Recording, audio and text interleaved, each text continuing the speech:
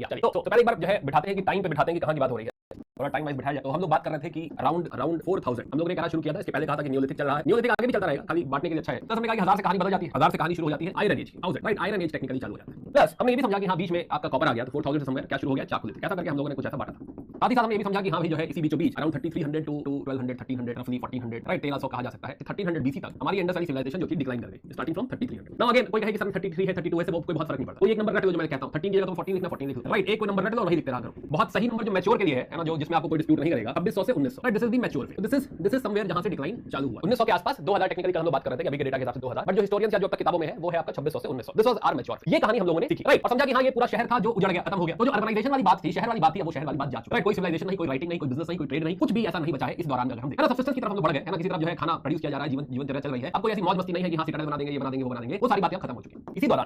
इसी दौरान रफली around 1500 we have the entry of Aryans आ रहे हैं इंडिया की तरफ, है ना। इसी दौरान 1500 के आसपास, रफली 1500, देखो 1500 भी हम क्या है थोड़ा एकेडमिक पर्पस के लिए कह देते हैं कि 1500 बीसी से हम थोड़ा सा मानते हैं कि 1500 से प्रोमिनेंट हो गया। ऐसा नहीं है कि इसके पहले कोई आर्यन माइग्रेशन नहीं हुआ था, है ना, ऐसा नहीं है। इनफैक्ट इसके पहले भी कुछ लोग आए रहे होंगे, बट 1500 के आसपास हमें क्या दिखता है, काफी प्रोमिनेंट सा माइग्रेशन दिखता है कि इंडिया में एंट्री हो रही है आर्यन्स की, राइट। अगेन जब मैं पढ़ा रहा हूं यूपीएससी के लिए स्थापित बातें हैं, यूपीएससी के लिए एकेडमिक पर्पस से पढ़ा रहा हूं मैंने। इस पे YouTube पे ये टॉपिक पढ़ाया था आर्यन्स वाला, तो किसी ने कमेंट किया कि सर आप कह रहे हैं तो हम यूपीएससी के लिए सुन लेते हैं कि हां आर्यन्स बाहर से आए थे, बट जो हमें पता है कि वो बाहर से नहीं आए थे, इंडियन थे, है ना, इंडिया में ओरिजिनल थे, इंडिजिनस थे। देखो आपको जो पर्सनल लाइफ में मानना मानिए, लेकिन यूपीएससी के लिए हम थोड़ा मान लेते हैं कि आर्यन्स का माइग्रेशन हुआ था, ये लोग बाहर से आए, राइट, है ना। तो जो है कहानी यहां से शुरू करते हैं, आर्यन्स की कहानी, बाहर से कोई आ रहा है, राइट, आर्यन्स की एंट्री हो रही है। हमने तो कहा कि हां समवेयर अराउंड 1500 जब डिक्लाइन हो रहा था, है ना, ऑलमोस्ट डिक्लाइन हो ही गया है, उस समय जो है एंट्री हो रही है आर्यन डिक्लाइन के साथ। नाउ बिफोर वी जो है टॉक अबाउट आर्यन्स, एक छोटी सी बात मैं वापस याद दिलाऊं कि इनफैक्ट एक मैप होगा, तो ये मैप है आपका 1900 से 1300, यानी कि 1500 के आसपास अगर मैं कहूं 1500 ये और इसकी लाइट कम हो गई होगी, थोड़ा धूमिल हो गया होगा। ये भी थोड़ा ये है क्या वैसे, ये है सिमेट्री एज कल्चर, पढ़ा था नहीं, पढ़ा था कल सिमेट्री एज कल्चर की हम बात कर रहे थे कि डिक्लाइन का एक फेज ये बन गया सिमेट्री एज, इसको कहते हैं सिमेट्री एज, हड़प्पा है। दूसरा क्या है, झूकर फेज की बात कर रहे थे हम लोग, ऐसा हम लोग को डिटेल नहीं जानना सबका, लेकिन हम कह रहे हैं लोकलाइजेशन आ रहा है, ये वाला पार्ट झूकर फेज कहलाएगा, ये वाला पार्ट कहलाएगा रंगपुर कल्चर। इंडिविजुअली ऐसा कुछ बहुत इंपॉर्टेंट इन कल्चर्स में नहीं, राइट, लेकिन हां सब क्या होंगे, लोकलाइज होंगे, लोकलाइजेशन एरा की हम लोग बात कर रहे हैं। जाते ये भी हमने डिस्कस किया था कि यही वो दौर है जब हम कह रहे हैं कि यहाँ पे मालवा कल्चर ग्रो कर रहा है, थोड़ी देर बाद यहीं पे जो है जॉर्वे वॉर्वे आने लग जाएगा, राइट। यहाँ पे ओसीपी दिख रहा है, ऑक्रे कलर्ड पॉटरी, ऐसा कोई कल्चर हमने देखा था, कॉपर गोल्ड, यानी technically this is becoming what, this is becoming chalcolithic, right. अब मुझे बताओ कि क्या इन सारे कल्चर्स में हम ये बात कह सकते हैं कि कॉपर का इस्तेमाल हो रहा होगा, चाकोलिथिक, हम गांव की तरफ बढ़ गए, चाकोलिथिक कल्चर की तरफ बढ़ गए वापस। तो यहाँ पे हम कह सकते हैं कि ये सब लोग चले गए और इनफैक्ट अब कॉपर डोमिनेट कर रहा है, it is chalcolithic culture right now. तो जो भी कुछ एरा यहाँ पे है चाकोलिथिक कल्चर है। दूसरी एक और बात याद आई कि हाँ यहाँ पे भी जो है कुछ साइट्स हमने चाकोलिथिक की देखी थी, राइट। और ये जो साइट्स है ये वाली they are known for what, they are known for black and red pottery. Not only this but this as black and red pottery के लिए जाने जाते हैं, कॉपर का इस्तेमाल हो रहा है। ऐसा कुछ माहौल है 1500 के आसपास। पहले इसको थोड़ा विजुअलाइज करो, 1500 के आसपास 1500 बीसी के आसपास जो माहौल है वो क्या है कि गांव की तरफ सब चीजें बढ़ चुकी हैं, राइट। जो शहर थे वो भी ढल के गांव की तरफ बढ़ते चले जा रहे हैं, 1500 तक आते आते गांव ही हो गए मान लो, राइट। प्लस बाकी चाकोलिथिक के गांव आपके एग्जिस्ट करते हैं। ओसीपी वाले में ऑक्रे कलर्ड पॉटरी है जिसमें जो रंग छूट रहा था, ऑक्रे छूट रहा था, राइट। ऐसी हमने पॉटरी देखी थी, यहाँ पे अही छत्र वगैरह की बात कर रहे थे, है ना, अही छत्र बिसौली ऐसी कुछ बातें कर रहे थे हम लोग। तो ऑक्रे कलर्ड पॉटरी की हम बात कर रहे थे, तो ऑक्रे कलर्ड पॉटरी, बाकी सब जगह black and red pottery. Chalcolithic culture जो है प्रिवेल कर रहा है at this point of time. पहले अगर ये सारी बातें ये एक्सेप्टेड है, तब कहानी यहां से आगे बढ़ी है। अब ऐसे दौरान में कोई आके एंटर कर रहा, राइट। और इसी जगह कहीं हम कह रहे हैं स्वाट वैली, एक लास्ट स्लाइड थी कल की, स्वाट वैली। जब 1500 के आसपास आर्यन्स या जो है आर्यन माइग्रेशन हो रहा है और यहाँ पे थोड़ा सा इंडस कल्चर भी है, तो स्वाट वैली में हमको कुछ बातें आर्यन्स की दिखती हैं, कुछ बातें हड़प्पन की दिखती हैं। तो कल हम लोग लोअर इसमें बात कर रहे थे कि एक एग्जांपल आपका स्वाट वैली का भी एग्जांपल है जिसमें कुछ चीजें आर्यन्स की भी दिखेंगी। क्या दिखेंगे उनका क्या ट्रीट है समझेंगे, उनका क्या ट्रेट है समझेंगे। लेकिन जो है स्वाट वैली क्यों दोनों मिक्स कल्चर दिखा रही है, क्योंकि ये बिल्कुल जब इधर आएंगे तो सबसे पहले यहाँ स्वाट वैली अफगानिस्तान वगैरह पड़ रहा है, पाकिस्तान है, स्वाट वैली पाकिस्तान में है, लेकिन अफगानिस्तान पड़ेगा, स्वाट वैली पड़ेगी क्या। चलिए तो ऐसे माहौल में एंट्री हुई आर्यन्स की। किस जगह पे एंट्री हो रही है, इधर से एंट्री हो रही है, यानी कि इस एरिया में इनिशियल एंट्री। हमने समझा कि इनिशियल एंट्री, लेकिन अभी पहले बात करते हैं कहां से आए। पहला सवाल है कि आ कहां से रहे आर्यन्स, नाम तो सुना ही हम सब लोगों ने, राइट, है ना। लेकिन पहला सवाल है कि आर्यन्स आ कहां से रहे, ओरिजिन क्या है आर्यन्स का। नाउ आर्यन आर जो वर्ड है technically, or basically word use करते हैं कोई अपना भाई हो, राइट, उसको बोलते हैं कि हां तू आर है, राइट। आर तो आर टेक्निकली बात करता है कि हां कोई अपना रिश्तेदार टाइप का है। बट मोस्ट इंपोर्टेंटली जब हम आर कहते हैं, आर का मतलब है कि कोई कल्चरल कम्युनिटी है, कोई एक रेस है। रेस वर्ड यूज नहीं करते कि हां कोई रेस है आर्यन जैसा, है ना। रेस तो वैसे भी मानते हैं कि हमको रेस जैसा कुछ होता है, बट हां टेक्निकली अगर आप लिखेंगे तो आर्यन एक कल्चरल कम्युनिटी है जो एक पर्टिकुलर लैंग्वेज बोलती है, राइट। इनका कल्चर एक जैसा, इट इज नॉट लाइक सारे भाई बंधु ही हैं, but it is more like कि हां जो है इनका कल्चर एक जैसा है। और इस कल्चर में सबसे इंपॉर्टेंट बात जो है उनकी आर्यन लैंग्वेज। जो हम बात कर रहे थे लैंग्वेज की, तुमने कहा था कि तीसरी भाषा नहीं सॉरी चौथी भाषा जो आई है वो आर्यन लैंग्वेज आई है। आज उस बात को थोड़ा सा और इलैबोरेट करें, राइट। तो जो मेन ट्रेट है आर्यन का, राइट, आर्यन का जो मेन ट्रेट है लैंग्वेज। लेटर ऑन आर्यन का मतलब ये भी हो जाएगा, आर्यन का मतलब हो जाएगा कोई नोबल आदमी, राइट, है ना, कोई नोबल चीज, नोबल आदमी, जैसे कहा गया हे आर्य, राइट, हे आर्य मतलब हे बड़े आदमी, हे सज्जन पुरुष, राइट, है ना। तो आर्य उस तरह से भी यूज किया जाएगा वर्ड लेटर, अभी नहीं, राइट। अभी क्या है, अभी हम क्या कर रहे हैं, आर्य जो है आर्य बेसिकली कोई कल्चरल कम्युनिटी को डिनोट करता है, और उस कल्चर में मोस्ट इंपोर्टेंट चीज है जो है लैंग्वेज। इनफैक्ट कई जगह आप ऐसे भी सुनेंगे it is nothing but a linguistic community, right. Language के लिए जानी जाती है, लिंग्विस्टिक कम्युनिटी वर्ड भी यूज किया जा सकता है इसके लिए। Language is the most important trait. अब बाकी भी ट्रेट है, लेकिन जैसा कि मैंने कहा कि language is the most important trait. और ये ऐसा नहीं हमने नाम रखा है अपने आप को आर्यन्स कहते हैं, राइट, हमने नाम नहीं रखा है, they are Aryans, they call themselves Aryans. Now पहला सवाल ये उठता है कि ओरिजिन क्या, कहां से आए, राइट, पहला बेसिक सवाल कहां से आए हुए। तो नाउ इसमें बहुत सारी थ्योरीज है, मतलब 1800 से अगर हम देखें 1700 से समथिंग 1750 के बाद अगर हम देखें तो आर्यन्स की बहुत सारी थ्योरी, जिसमें सबसे पहली थ्योरी अगर हम देखें तो विलियम जोन्स। अब ये बात मैंने आपसे एक बार पहले भी कही थी कि इनिशियल दौर जो था ब्रिटिश हुकूमत का, उसमें 1780s का दौर, 1780s के दौर में जो फिलॉसफी है वो ओरिएंटल फिलॉसफी, ध्यान से समझिएगा, ओरिएंटल फिलॉसफी। जब मॉडर्न पढ़ेंगे तो समझेंगे, वॉरेन हेस्टिंग्स वगैरह इस समय पे है, अभी बात और थोड़ा डीप में समझेंगे। बट ओरिएंटल फिलॉसफी का मतलब ये हुआ कि ओरिएंटल कल्चर, यानी कि यूरोप कह रहा है, Europe is talking about this culture, India, Asia, south east Asia, इस कल्चर को वो ओरिएंटल कह रहा है। तो जो 1780s की फिलॉसफी है, जिससे बड़ा नाम आता है विलियम जोन्स का, विलियम जोन्स उस समय सुप्रीम कोर्ट के जज। तो जब विलियम जोन्स इंडिया आए तो ही वाज वेरी मच इंस्पायर्ड और impressed by the Indian culture. उनको बड़ा अच्छा लगा, क्या बात है। तो इन्होंने माहौल भी जो बनाया विलियम जोन्स ने, विलियम जोन्स का माहौल भी ओरिएंटल, राइट। इनफैक्ट इस समय रिसर्च होने लगी कि हाँ जो है इंडियन कल्चर की किताबें कौन सी है, क्या है। तो यह कालिदास जो समय पता चला, तो विज्ञान शकुंतलम बहुत पॉपुलर हो गई, एकदम आंखें फट गई उनकी, क्या बात करो, इतना अच्छा कैसे कोई लिख सकता है, राइट। तो विज्ञान शकुंतलम वगैरह Kalidas specially became very popular, right. तो विलियम जोन्स की अगर बात करें तो William Jones was the person जिन्होंने एस्टैब्लिश करा क्या, Asiatic Society of Bengal, right. He is the main person. और भी लोग हेल्थ वगैरह भी है, बट अभी right now we are not interested. Right now we are talking about William Jones. और विलियम जोन्स यहां पे एस्टैब्लिश करवा पा रहे हैं Asiatic Society of Bengal. Bengal की कहानी है क्योंकि शुरुआती बंगाल से है, और वहां पे एक एशियाटिक सोसाइटी यानी एशिया की सोसाइटी जिसका पर्पस है एशियन कल्चर या फिर ओरिएंटल कल्चर पर रिसर्च करना। यहां पे क्या लिखा गया है, क्या कल्चर थे, कौन से स्क्रिप्चर थे, क्या वेद है, ये सारी रिसर्च करना इनका काम है विलियम जोन्स। तो जब इन्होंने यहां की किताबें पढ़ी, वेद वगैरह देखा, स्पेशली ऋग्वेद देखा, तो उन्होंने कहा कि ये जो वैदिक जो लोग हैं, आर्यंस जो है, ये टेक्निकली यूरोप कॉन्टिनेंट से, राइट। इनका मानना है ब्लैक सी के ऊपर वाला जो एरिया है, इस एरिया से यूरोप में भी लोग गए हैं और हमारे यहां भी लोग आए हैं, इंडिया में भी लोग आए हैं, ऐसा मानना है इनका। इनसे पूछा वॉरेन हेस्टिंग्स ने, उस समय के गवर्नर जनरल, क्यों भाई साहब आपने ऐसा क्यों कहा। उन्होंने कहा देखिए साहब, जो हमारी भाषा है दोनों जगह, मैंने कहा लैंग्वेज बहुत इंपॉर्टेंट है। उन्होंने हमारी भाषा आप एक बार जो है टेस्ट चेक करिए, तो लैंग्वेज में जो है बहुत सारी सिमिलरिटीज है दोनों भाषाओं, जैसे कि संस्कृत में मातृ मातृ या फिर जो है पितृ कहते हैं, माता पिता मातृ पितृ, वैसे ही लैटिन में मैटर और पैटर कहते हैं, राइट ना। लैटिन में मैटर और पैटर कहा जाता है ना, विलियम वॉरेन हेस्टिंग्स कह रहे हैं, ठीक है, बहुत बढ़िया। और बताओ टर्की में हिटिट इंस्क्रिप्शन में इनार का जिक्र है, इंडिया में उसी को इंद्र कहते हैं ना, इंद्र, तो वेदों में इंद्र कहा गया। सिमिलरली सूर्यास और मारुताश, ऐसा मेसोपोटामिया में लिखा गया, सूर्य और मारुत है ना, तो सूर्य और मारुत वेदिक, उसमें सूर्य और मारुत लिखे हुए। तो टेक्निकली आप देखो तो भगवान भी कॉमन है, लैंग्वेज भी कॉमन है, यानी हम सारे लोग कहीं एक ही ओरिजिन से निकल रहे, राइट। तो पहला जो थॉट प्रोसेस था वो ओरिएंटल थॉट प्रोसेस है, जो जिसका हम मेन अगर एक कंट्रीब्यूटर का नाम रखें तो वो है विलियम जोन्स। या ना उसके बाद क्या है कि 1830s के बाद फिलॉसफी चेंज होने लगी। 1835 के बाद स्पेशली मैं कॉलेज मिनट करके पढ़ाऊंगा मैं आपको। 1835 के बाद, इसके पहले थोड़ा chaos है, बट 1835 के बाद जो है फिलॉसफी क्या हो गई, वेस्टर्न हो गई, एंजेलिकल बोलते हैं, एंजेलिकल, जो कि मानती है कि हाँ जो ब्रिटिश कल्चर है वो डोमिनेटिंग मानते बेटर है, सुपीरियर। तो ब्रिटिश कल्चर जो है, यूरोपियन कल्चर जो है वो काफी सुपीरियर। और ऐसे में 1850s के दौर में एक राइटर हुए जिनका नाम है मैक्स मुलर, राइट। मैक्स मुलर की एंट्री हुई। मैक्स मुलर है तो वैसे जर्मन, लेकिन ये ईस्ट इंडिया कंपनी यानी जिसके गुलाम हम लोग थे इनिशियली, तो ईस्ट इंडिया कंपनी उसके लिए काम करते, तो ये पूरे टाइम ब्रिटेन में रहे, वही नौकरी लग गई, तो पूरे टाइम ब्रिटेन में रहे, रिसर्च करते रहे। एंड इनकी किताब है secret books of the east, तो बहुत सारी जो नरेशन है, पर्सपेक्टिव है इंडिया के बारे में, it is basically from his books, है ना। ये 50 किताबें कुछ लिखी है इन्होंने, secret books of the east. इन्होंने संस्कृत वगैरह भी पढ़ी है, ऋग्वेद भी पढ़ा है, राइट ना। तो उपनिषद ट्रांसलेट करा है, संस्कृत में रिसर्च करी है, राइट। ऋग्वेद लिखा है इन्होंने, ऋग्वेद मतलब ट्रांसलेट कर रहे हैं। तो ये पूरा जो पर्सपेक्टिव इंडिया के बारे में है, इनका बिल्ड किया हुआ है काफी हद तक। And he is the one who is also pushing for, in fact ये पढ़ना भी अभी से बहुत एक्सप्लेन करने का मतलब नहीं है, but he is also connected to रार 2.0, कनेक्टेड टू, हमें याद आया कि हां रार 2.0 कैन रिकॉग्नाइज, हम बात कर रहे थे कि केशव चंद्र सेन एक बार ब्रिटेन गए थे, राइट। तो उनसे कनेक्टेड है, और because of Keshav Chandra Sen he also knows about Ramakrishna Paramahamsa, he is also impressed by Ramakrishna Paramahamsa. फिलहाल ही आल्सो बिलीव्स कि इंडिया को इस बार दोबारा जो है कॉन्क्वेस्ट करने की जरूरत है, दोबारा हराने की जरूरत है बाय एजुकेशन। तो ही is also believer of cultural conquest, कि अगर इंडिया के कल्चर के ऊपर हम लोग अपना कल्चर सुपर इंपोज कर दें, इनका कल्चर, अगर ये अपना कल्चर सुपर इंपोज कर दे तो क्या होगा, हम लोग एकदम वाह करने लगेंगे, राइट। सारे इंडियंस अगर वेस्टर्न बना दिया जाए, यूरोपियन कल्चर में ढाल दिया जाए, तो यूरोपियन कल्चर की वाह होने लगेगी, राइट। तो ये लोग ज्यादा अच्छा सस्टेन कर पाएंगे, रूल कर पाएंगे। तो ये थॉट प्रोसेस किसका है, ये थॉट प्रोसेस है मैक्स मुलर का। एज पर हिम, इनके हिसाब से जो है आर्यंस जो आए थे वो सेंट्रल एशिया से आए, राइट। तो इनका मानना है कि आर्यंस की एंट्री सेंट्रल एशिया से हुई। इनसे भी पूछा गया सर आप कैसे कह रहे हैं कि सेंट्रल एशिया से आ रहे हैं, तो इन्होंने ईरान के साथ थोड़ा कनेक्शन बिठाया कि हाँ जैसे ईरान में और हमारे यहाँ पे अगर दो शब्द चेंज कर दिए, उनका जैसे हमारे यहाँ वेद लिखे गए हैं वैसे ही उनके यहाँ पे अवेस्ता लिखे गए, ईरानियन टेक्स्ट 1400 के आसपास अवेस्ता लिखा गया, 1000 से 1400 के बीच में कहीं, राइट। अवेस्ता तो जो है जैसे हम वेदों को मानते हैं वैसे अवेस्ता को मानते हैं। इन दोनों टेक्स्ट को अगर कंपेयर किया जाए तो काफी बातें सिमिलर सी दिखती है, कहते हैं हां और सा बदल दो तो वर्ड सेम हो जाए, जैसे कि हम सब सिंधु कहते हैं, वो लोग कहते हैं हिंदू कहते हैं, हम असुर कहते हैं, वो अहुर कहते हैं, हम सोम कहते हैं, वो होम कहते हैं, हम दास कहते हैं, वो दाह कहते हैं। तो ये काफी बातें सिमिलर है, और इनका मानना है कि हां जो एंट्री हुई है सेंट्रल एशिया से एंट्री। तो दिस इज मैक्स मुलर, है ना। तो एक थ्योरी ये है कि हां जो है वो लोग इन्होंने भी ऋग्वेद पढ़ा स्पेशली, और इनको ऐसा फीलिंग आया कि हां जो है सेंट्रल एशिया से जो है एंट्री हुई। तो ही बिलीव्स कि हां हम लोग कहां से आ रहे हैं, somewhere in central Asia, right. Somewhere in central Asia जो है हम लोग की एंट्री हुई है, ईरान भी चले गए हम लोग और इंडिया भी, ऐसा करके कहां बना दिया सेंट्रल एशिया से कहीं एंट्री हुई है, और दोनों जगह पे ईरान और इंडिया दोनों जगह हम लोग चले गए। काफी सिमिलरिटी इनको दिखाई दी, हां दोनों की भाषाओं में काफी सिमिलरिटी है, दोनों के लिटरेचर में काफी सिमिलरिटी। सेम कांसेप्ट बाल गंगाधर तिलक का मानना है कि हां जो वेदों को पढ़ के जो लगता है, वेदों को पढ़ के लगता है कि हम लोग आए हैं, आर्यंस जो है स्पेशली आर्यंस की जो एंट्री हुई है वो आर्कटिक रीजन से, राइट है ना। मेरे मुंह से हम लोग निकल जाता है, लेकिन जो है it is more like I am talking about Aryan, right. इस समय हम लोग आर्यंस पर डिस्कशन कर रहे हैं, ऐसा नहीं कह रहा कि हम लोग आर्यंस हैं, लेकिन हां जो है हम लोग इंडियंस हैं। फिलहाल तो आर्कटिक रीजन से एंट्री हुई है। इनका इनसे पूछा गया तिलक साहब से कि हां तिलक जी बताइए यहां पे कैसे कह रहे हो आप। तो तिलक जी ने कहा कि ऋग्वेद में लिखा है कि हां 6 दिन रात होती है, 6 दिन दिन, 6 महीना रात होती है, 6 महीना दिन होता है, ऐसा आर्कटिक में होता है। तो आर्कटिक एरिया तो मे बी ही मेंट कि हां थोड़ा सा नॉर्दर्न साइड से ठंडी जगह से हम लोग आए हैं, जहां पे रातें लंबी होती हैं, दिन लंबे होते हैं। तो हम लोग कहां से आए हैं, आर्कटिक रीजन से आए हैं, एज पर बाल गंगाधर तिलक। सिमिलरली स्वामी दयानंद सरस्वती जो कि बचपन से ही वेद ही पढ़ रहे हैं, right. His father was a वैदिक टीचर, तो बचपन ही वेदों में कटा है, तो उनसे ज्यादा जानकार मैं नहीं मानता कि हां वेदों में कोई और होगा, है ना। तो दयानंद सरस्वती जिनका आर्य समाज है, आर्य समाज, तो आर्य समाज की स्थापना दयानंद सरस्वती ने करी, इस मॉडर्न में पढ़ेंगे हम लोग। फिलहाल उनके हिसाब से we came from sorry Aryans came from Tibet region, right. Tibet region उनसे पूछा गया कैसे कह रहे हो आप, लिखा हुआ क्या बताना क्या इसमें, लिखा हुआ है, तो कह रहे हैं कि वेदों में लिखा हुआ है, राइट। वेदों और आर्यन टेक्स्ट में जो है बाकी जो टेक्स्ट में लिखा हुआ है हम लोग तिब्बत रीजन से। तो again there are multiple theory, right है ना, कि हां हो सकता है कि हम लोग आर्कटिक रीजन से आए, सॉरी आर्यंस आर्कटिक रीजन से आए हो, आर्यंस हो सकता है तिब्बत रीजन से आए हो, आर्यंस हो सकता है जो है सेंट्रल एशिया से आए हो, राइट। हो सकता है कि जो है ब्लैक सी के टॉप से आए, पॉसिबल। नाउ अगेन ये तो हो गई थ्योरीज की बात। नाउ अब इस पे रिसर्च हुई, right. So now what we can actually say, now what we can actually say कि हां भाई इस बात का प्रूफ क्या है, कि हां ऐसा कोई माइग्रेशन हुआ है, क्या कोई रियल में इस माइग्रेशन का एविडेंस है, क्या ऐसा तो नहीं कि किताब में कुछ लिखा हुआ है लेकिन ऐसा कोई माइग्रेशन हुआ ही ना हो। Then we have other evidences in theories के अलावा अगर हम बात करें तो now there are some scientific evidences as well, जैसे कि वी हैव लैंग्वेज के बेसिस पे जो लिंग्विस्टिक है उन्होंने ट्रेस किया है कि कहां पे डेवलपमेंट पहले हुआ, कहां बाद में हुआ एटसेट्रा। तो एक लैंग्वेज के बेसिस पे भी हमारे पास कुछ एविडेंसेस है, इंस्क्रिप्शन के बेसिस पे भी कुछ एविडेंसेस है, और जेनेटिक जो स्टडीज हुई हैं उसके बेसिस पे भी कुछ हमारे एविडेंसेस है। नाउ आर्यन माइग्रेशन थ्योरी देखो जो है थोड़ा सा कंट्रोवर्शियल सा जो है टॉपिक है, राइट है ना। ये बिल्कुल ऐसा है जैसे आर्यन इन्वेजन थ्योरी। तो मैं एक्सपेक्ट थोड़ा सा कम करता हूं कि हां यूपीएससी इस डायरेक्शन में जाए और जो है इस पे हिट करे। बट जैसा कि हमने कल एक लास्ट सवाल देखा था कि आर्यंस और जो है इंडस वैली सिविलाइजेशन के बीच में कंपैरिजन पूछा था लास्ट सवाल, राइट। कल का एमसीक्यू अगर याद करो तो यहां पे हो सकता है थोड़ा सा सटल सवाल, माइल्ड सवाल यूपीएससी पूछ बैठे, राइट है ना। मेन से पूछ बैठे कि हां जो है समझाइए कि हां ओरिजिन कैसे हुआ, है ना, डिबेट है इसके ऊपर, बताइए क्या व्यू है आपका, ऐसा करके पूछ सकता है। तो दो I am not very optimistic ऐसा पूछेगा, बट फिर भी पूछ सकता है। तो वी शुड जस्ट अंडरस्टैंड कि हां ऐसा कुछ है, आप इस पे ज्यादा रिलाई करिएगा, let me tell you about that, right. आप इस पे ज्यादा रिलाई करिएगा, you can mention the other theories, right, लेकिन वो थ्योरीज एविडेंसेस क्या है, एविडेंसेस हमारे पास ये वाले एविडेंसेस हैं जिनके बेसिस पे आप अपने आंसर को सब्सटेंशिएट कर सकते हैं। अपनी पर्सनल भावनाओं को अपने तक रखिएगा, एग्जाम में मत लिखिएगा, बाद में मानते रहिए जो आपको मानना है, लेकिन इससे आप अपनी बातों को थोड़ा सा सपोर्ट कर सकते हैं। वी हैव दीस एविडेंसेस जिनके बेसिस पे हम ये कह सकते हैं कि माइग्रेशन हुआ, राइट। चलिए ओके, तो बात करते हैं लैंग्वेज के जो है evidences. So what we understand कि हां कुछ लैंग्वेज में सिमिलरिटीज है, राइट है ना, लैंग्वेज में सिमिलरिटीज है एंड टेक्निकली टेक्निकली एक कॉमन लैंग्वेज रही होगी which can be called as proto Indo European, ऐसा करके फ्लो चार्ट बना देना, proto Indo European, proto Indo European. और जिसमें जो ईस्टर्न ब्रांच का डेवलपमेंट है वो समवेयर अराउंड 4500 बीसी के आसपास लगता है, राइट। इधर का जो फोनेटिक डेवलपमेंट है वो 4500 बीसी के आसपास जो है डेवलप हुआ लगता है। 4500 बीसी के आसपास हमें लगता है कि ईस्टर्न ब्रांच डेवलप हुई, which is proto Indo Aryan. और यहीं से आपकी जो माइग्रेशन जो हो रहा है, जो ब्रांच क्रिएट हो रही है, this is Indo Aryan, Indo Iranian, sorry, जिसमें से एक ब्रांच इंडिया की तरफ आ रही है व्हिच इज इंडो आर्यन।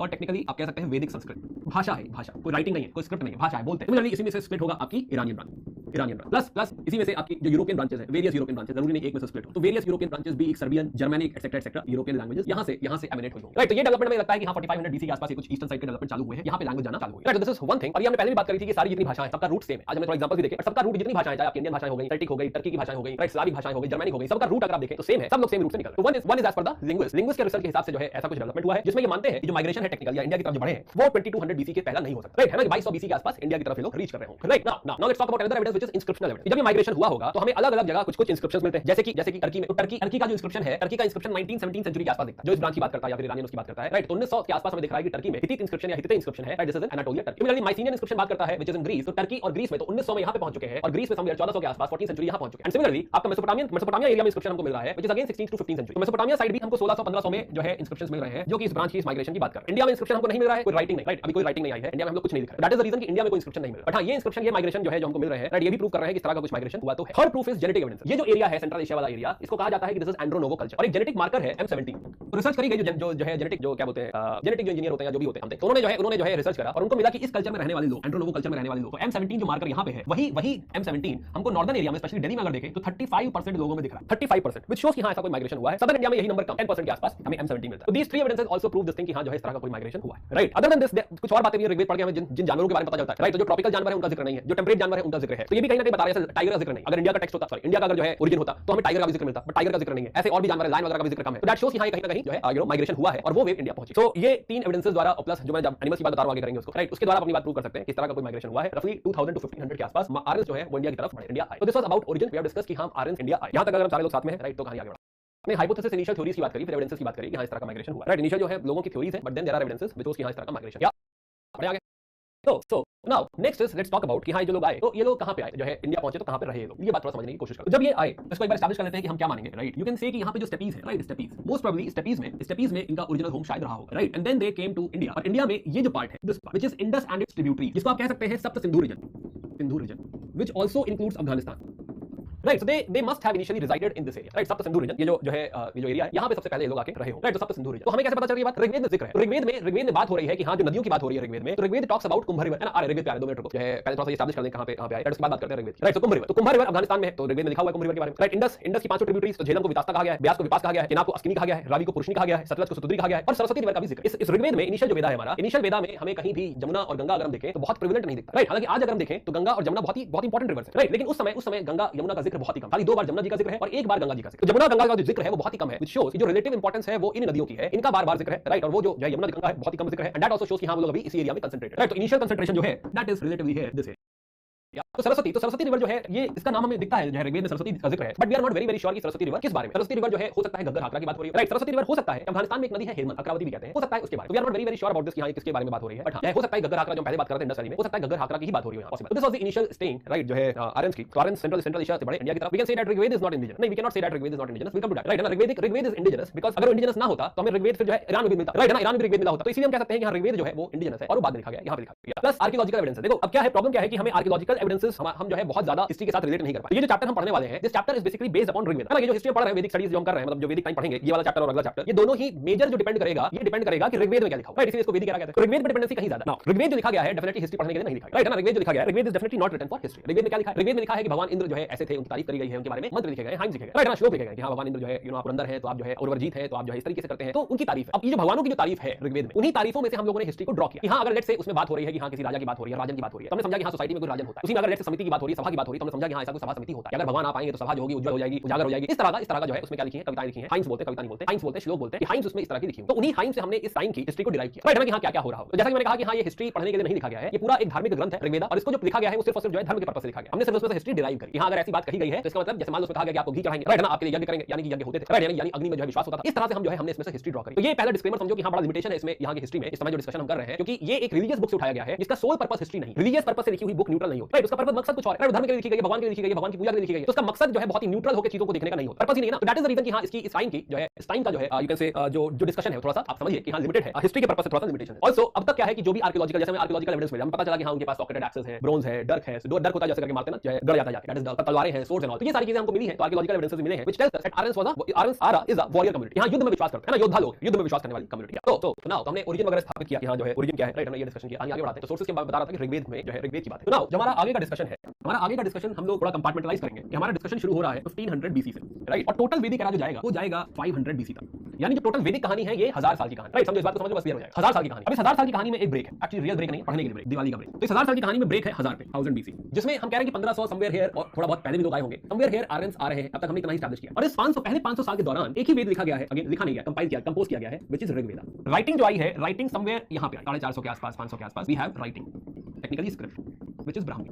तो इस दौरान हम लोग कुछ लिखते नहीं है, एटलीस्ट अभी तो नहीं पता है, तो इस दौरान हम लोग कुछ भी लिखते नहीं। तो जो ऋग्वेद जो कंपोज किया गया है वो ओरल ट्रेडिशन है, सिर्फ ओरली एक जनरेशन दूसरे जनरेशन को सिखाती है, तो जनरेशन दर जनरेशन जो है ट्रांसफर हो रहा है। इंडिया में ओरल ट्रेडिशन बहुत पुराना है, समझ लो, यही से समझ आ रहा है कि हां काफी पुराना है। इनफैक्ट गांव में भी तुमने सुना होगा, जैसे शाम हो जाती है ना, कभी अगर गांव में रहे हो तो जैसे बाबा कहते थे कि जो है पहाड़ा सुनाओ, 17 का पहाड़ा सुनाओ, 19 का पहाड़ा सुनाओ, 21 23 का पहाड़ा सुनाओ, ऐसे करके पहाड़े पूछते थे ना कि हां जो है रटो, बताओ, है ना, दोबारा पढ़ो, फिर से पढ़ो। तो जो ओरल ट्रेडिशन है, ओरल लर्निंग है, this is something which is very very ancient, और ऋग्वेद भी ओरल लर्निंग, ओरल ट्रेडिशन का पार्ट। तो पहले जो 500 साल है उसमें सिर्फ और सिर्फ एक वेद लिखा गया है, एक ही वेद, अगेन मैं बार-बार मुझसे निकलेगा, लिखा गया है, लिखा नहीं गया है, कंपोज किया गया, लिखा जाएगा बहुत बाद में। इनफैक्ट यहां भी ऐसा नहीं राइटिंग आई तुरंत लिख डाला, लिखते रहेंगे, राइट, लिखना काफी बात का प्रोसेस। लेकिन अभी जो है ओरल ट्रेडिशन जो चल रहा है, ओरल ट्रेडिशन के हिसाब से वी नो कि हां दिस वाज समवेयर रिटन, लंबा प्रोसेस है, ऐसा नहीं एक किताब है, 10 किताबें, राइट ना, 10 किताबें जो है वो इस दौरान में लिखी गई है, पहले 500 साल में लिखी। इसके बाद अच्छा, तो इसी को इस एरा को इसीलिए ऋग्वेदिक एरा कहते हैं, ऋग्वेदिक एरा, राइट, या फिर अर्ली वैदिक एरा, दोनों बातें ठीक है, दोनों बातें ठीक है। ऋग्वेद लिखा गया है तो इसलिए क्या कहेंगे, ऋग्वेदिक एरा कहेंगे या फिर अर्ली वैदिक एरा कहेंगे। बाकी के जो 3 वेद है प्लस और बहुत सारी किताबें जैसे कि ब्रह्मनाद, अरण्यकाज, राइट, अभी शॉर्ट फॉर्म में लिख लो, ब्रह्मनाद, अरण्यकाज एटसेट्रा, उपनिषद, ये सारे जो है डेवलपमेंट बाद के डेवलपमेंट, इसलिए ये जो एरा है इसे कहते हैं लेटर वैदिक एरा, है ना। और ये 1000 ऐसी कोई शार्प लाइन नहीं है, राइट, है ना, ट्राई अंडरस्टैंडिंग कि हां दिस इज ग्रेजुअल डेवलपमेंट। 1000 हमने कन्वीनियंस के लिए 1000 पे मान लिया है कि हां रफली 1000 1100 के आसपास, राइट, हम कह रहे हैं कि हां एक ट्रांजिशन सा लगता है, ऐसा दिखता है कि हां सोसाइटी में कुछ बदलाव आ रहा है, चेंजेस आ रहे हैं, क्या बदलाव है बाद में देखेंगे। बट हां इसके बाद की जो सोसाइटी है वो ज्यादा वेद कंपोज कर रही है, ब्रह्मनाद कंपोज कर रही है, अरण्यकाज कंपोज कर रही है, उपनिषद, अभी बीएयू लिख लो, राइट, ब्रह्मनाद, अरण्यकाज, उपनिषद, इस तरह की और बहुत सारी किताबें लिखी जा रही है। इनफैक्ट इसके बाद और भी किताबें लिखी है, राइट, खाली इतना नहीं, तो बहुत सारा वैदिक लिटरेचर लिखते रहेंगे, बहुत सारा लिखते रहेंगे, आगे जाके बहुत आगे पुराण लिखेंगे, राइट। बट फिलहाल अभी के लिए 3 वेद और बीएयू कम से कम इतना लिख लो। और ये जो अगली कहानी है ये लेटर वैदिक एरा की 1000 से 500 की कहानी, B is Brahmanas, A is Aranyakas, but अभी बीए लिख लो, बहुत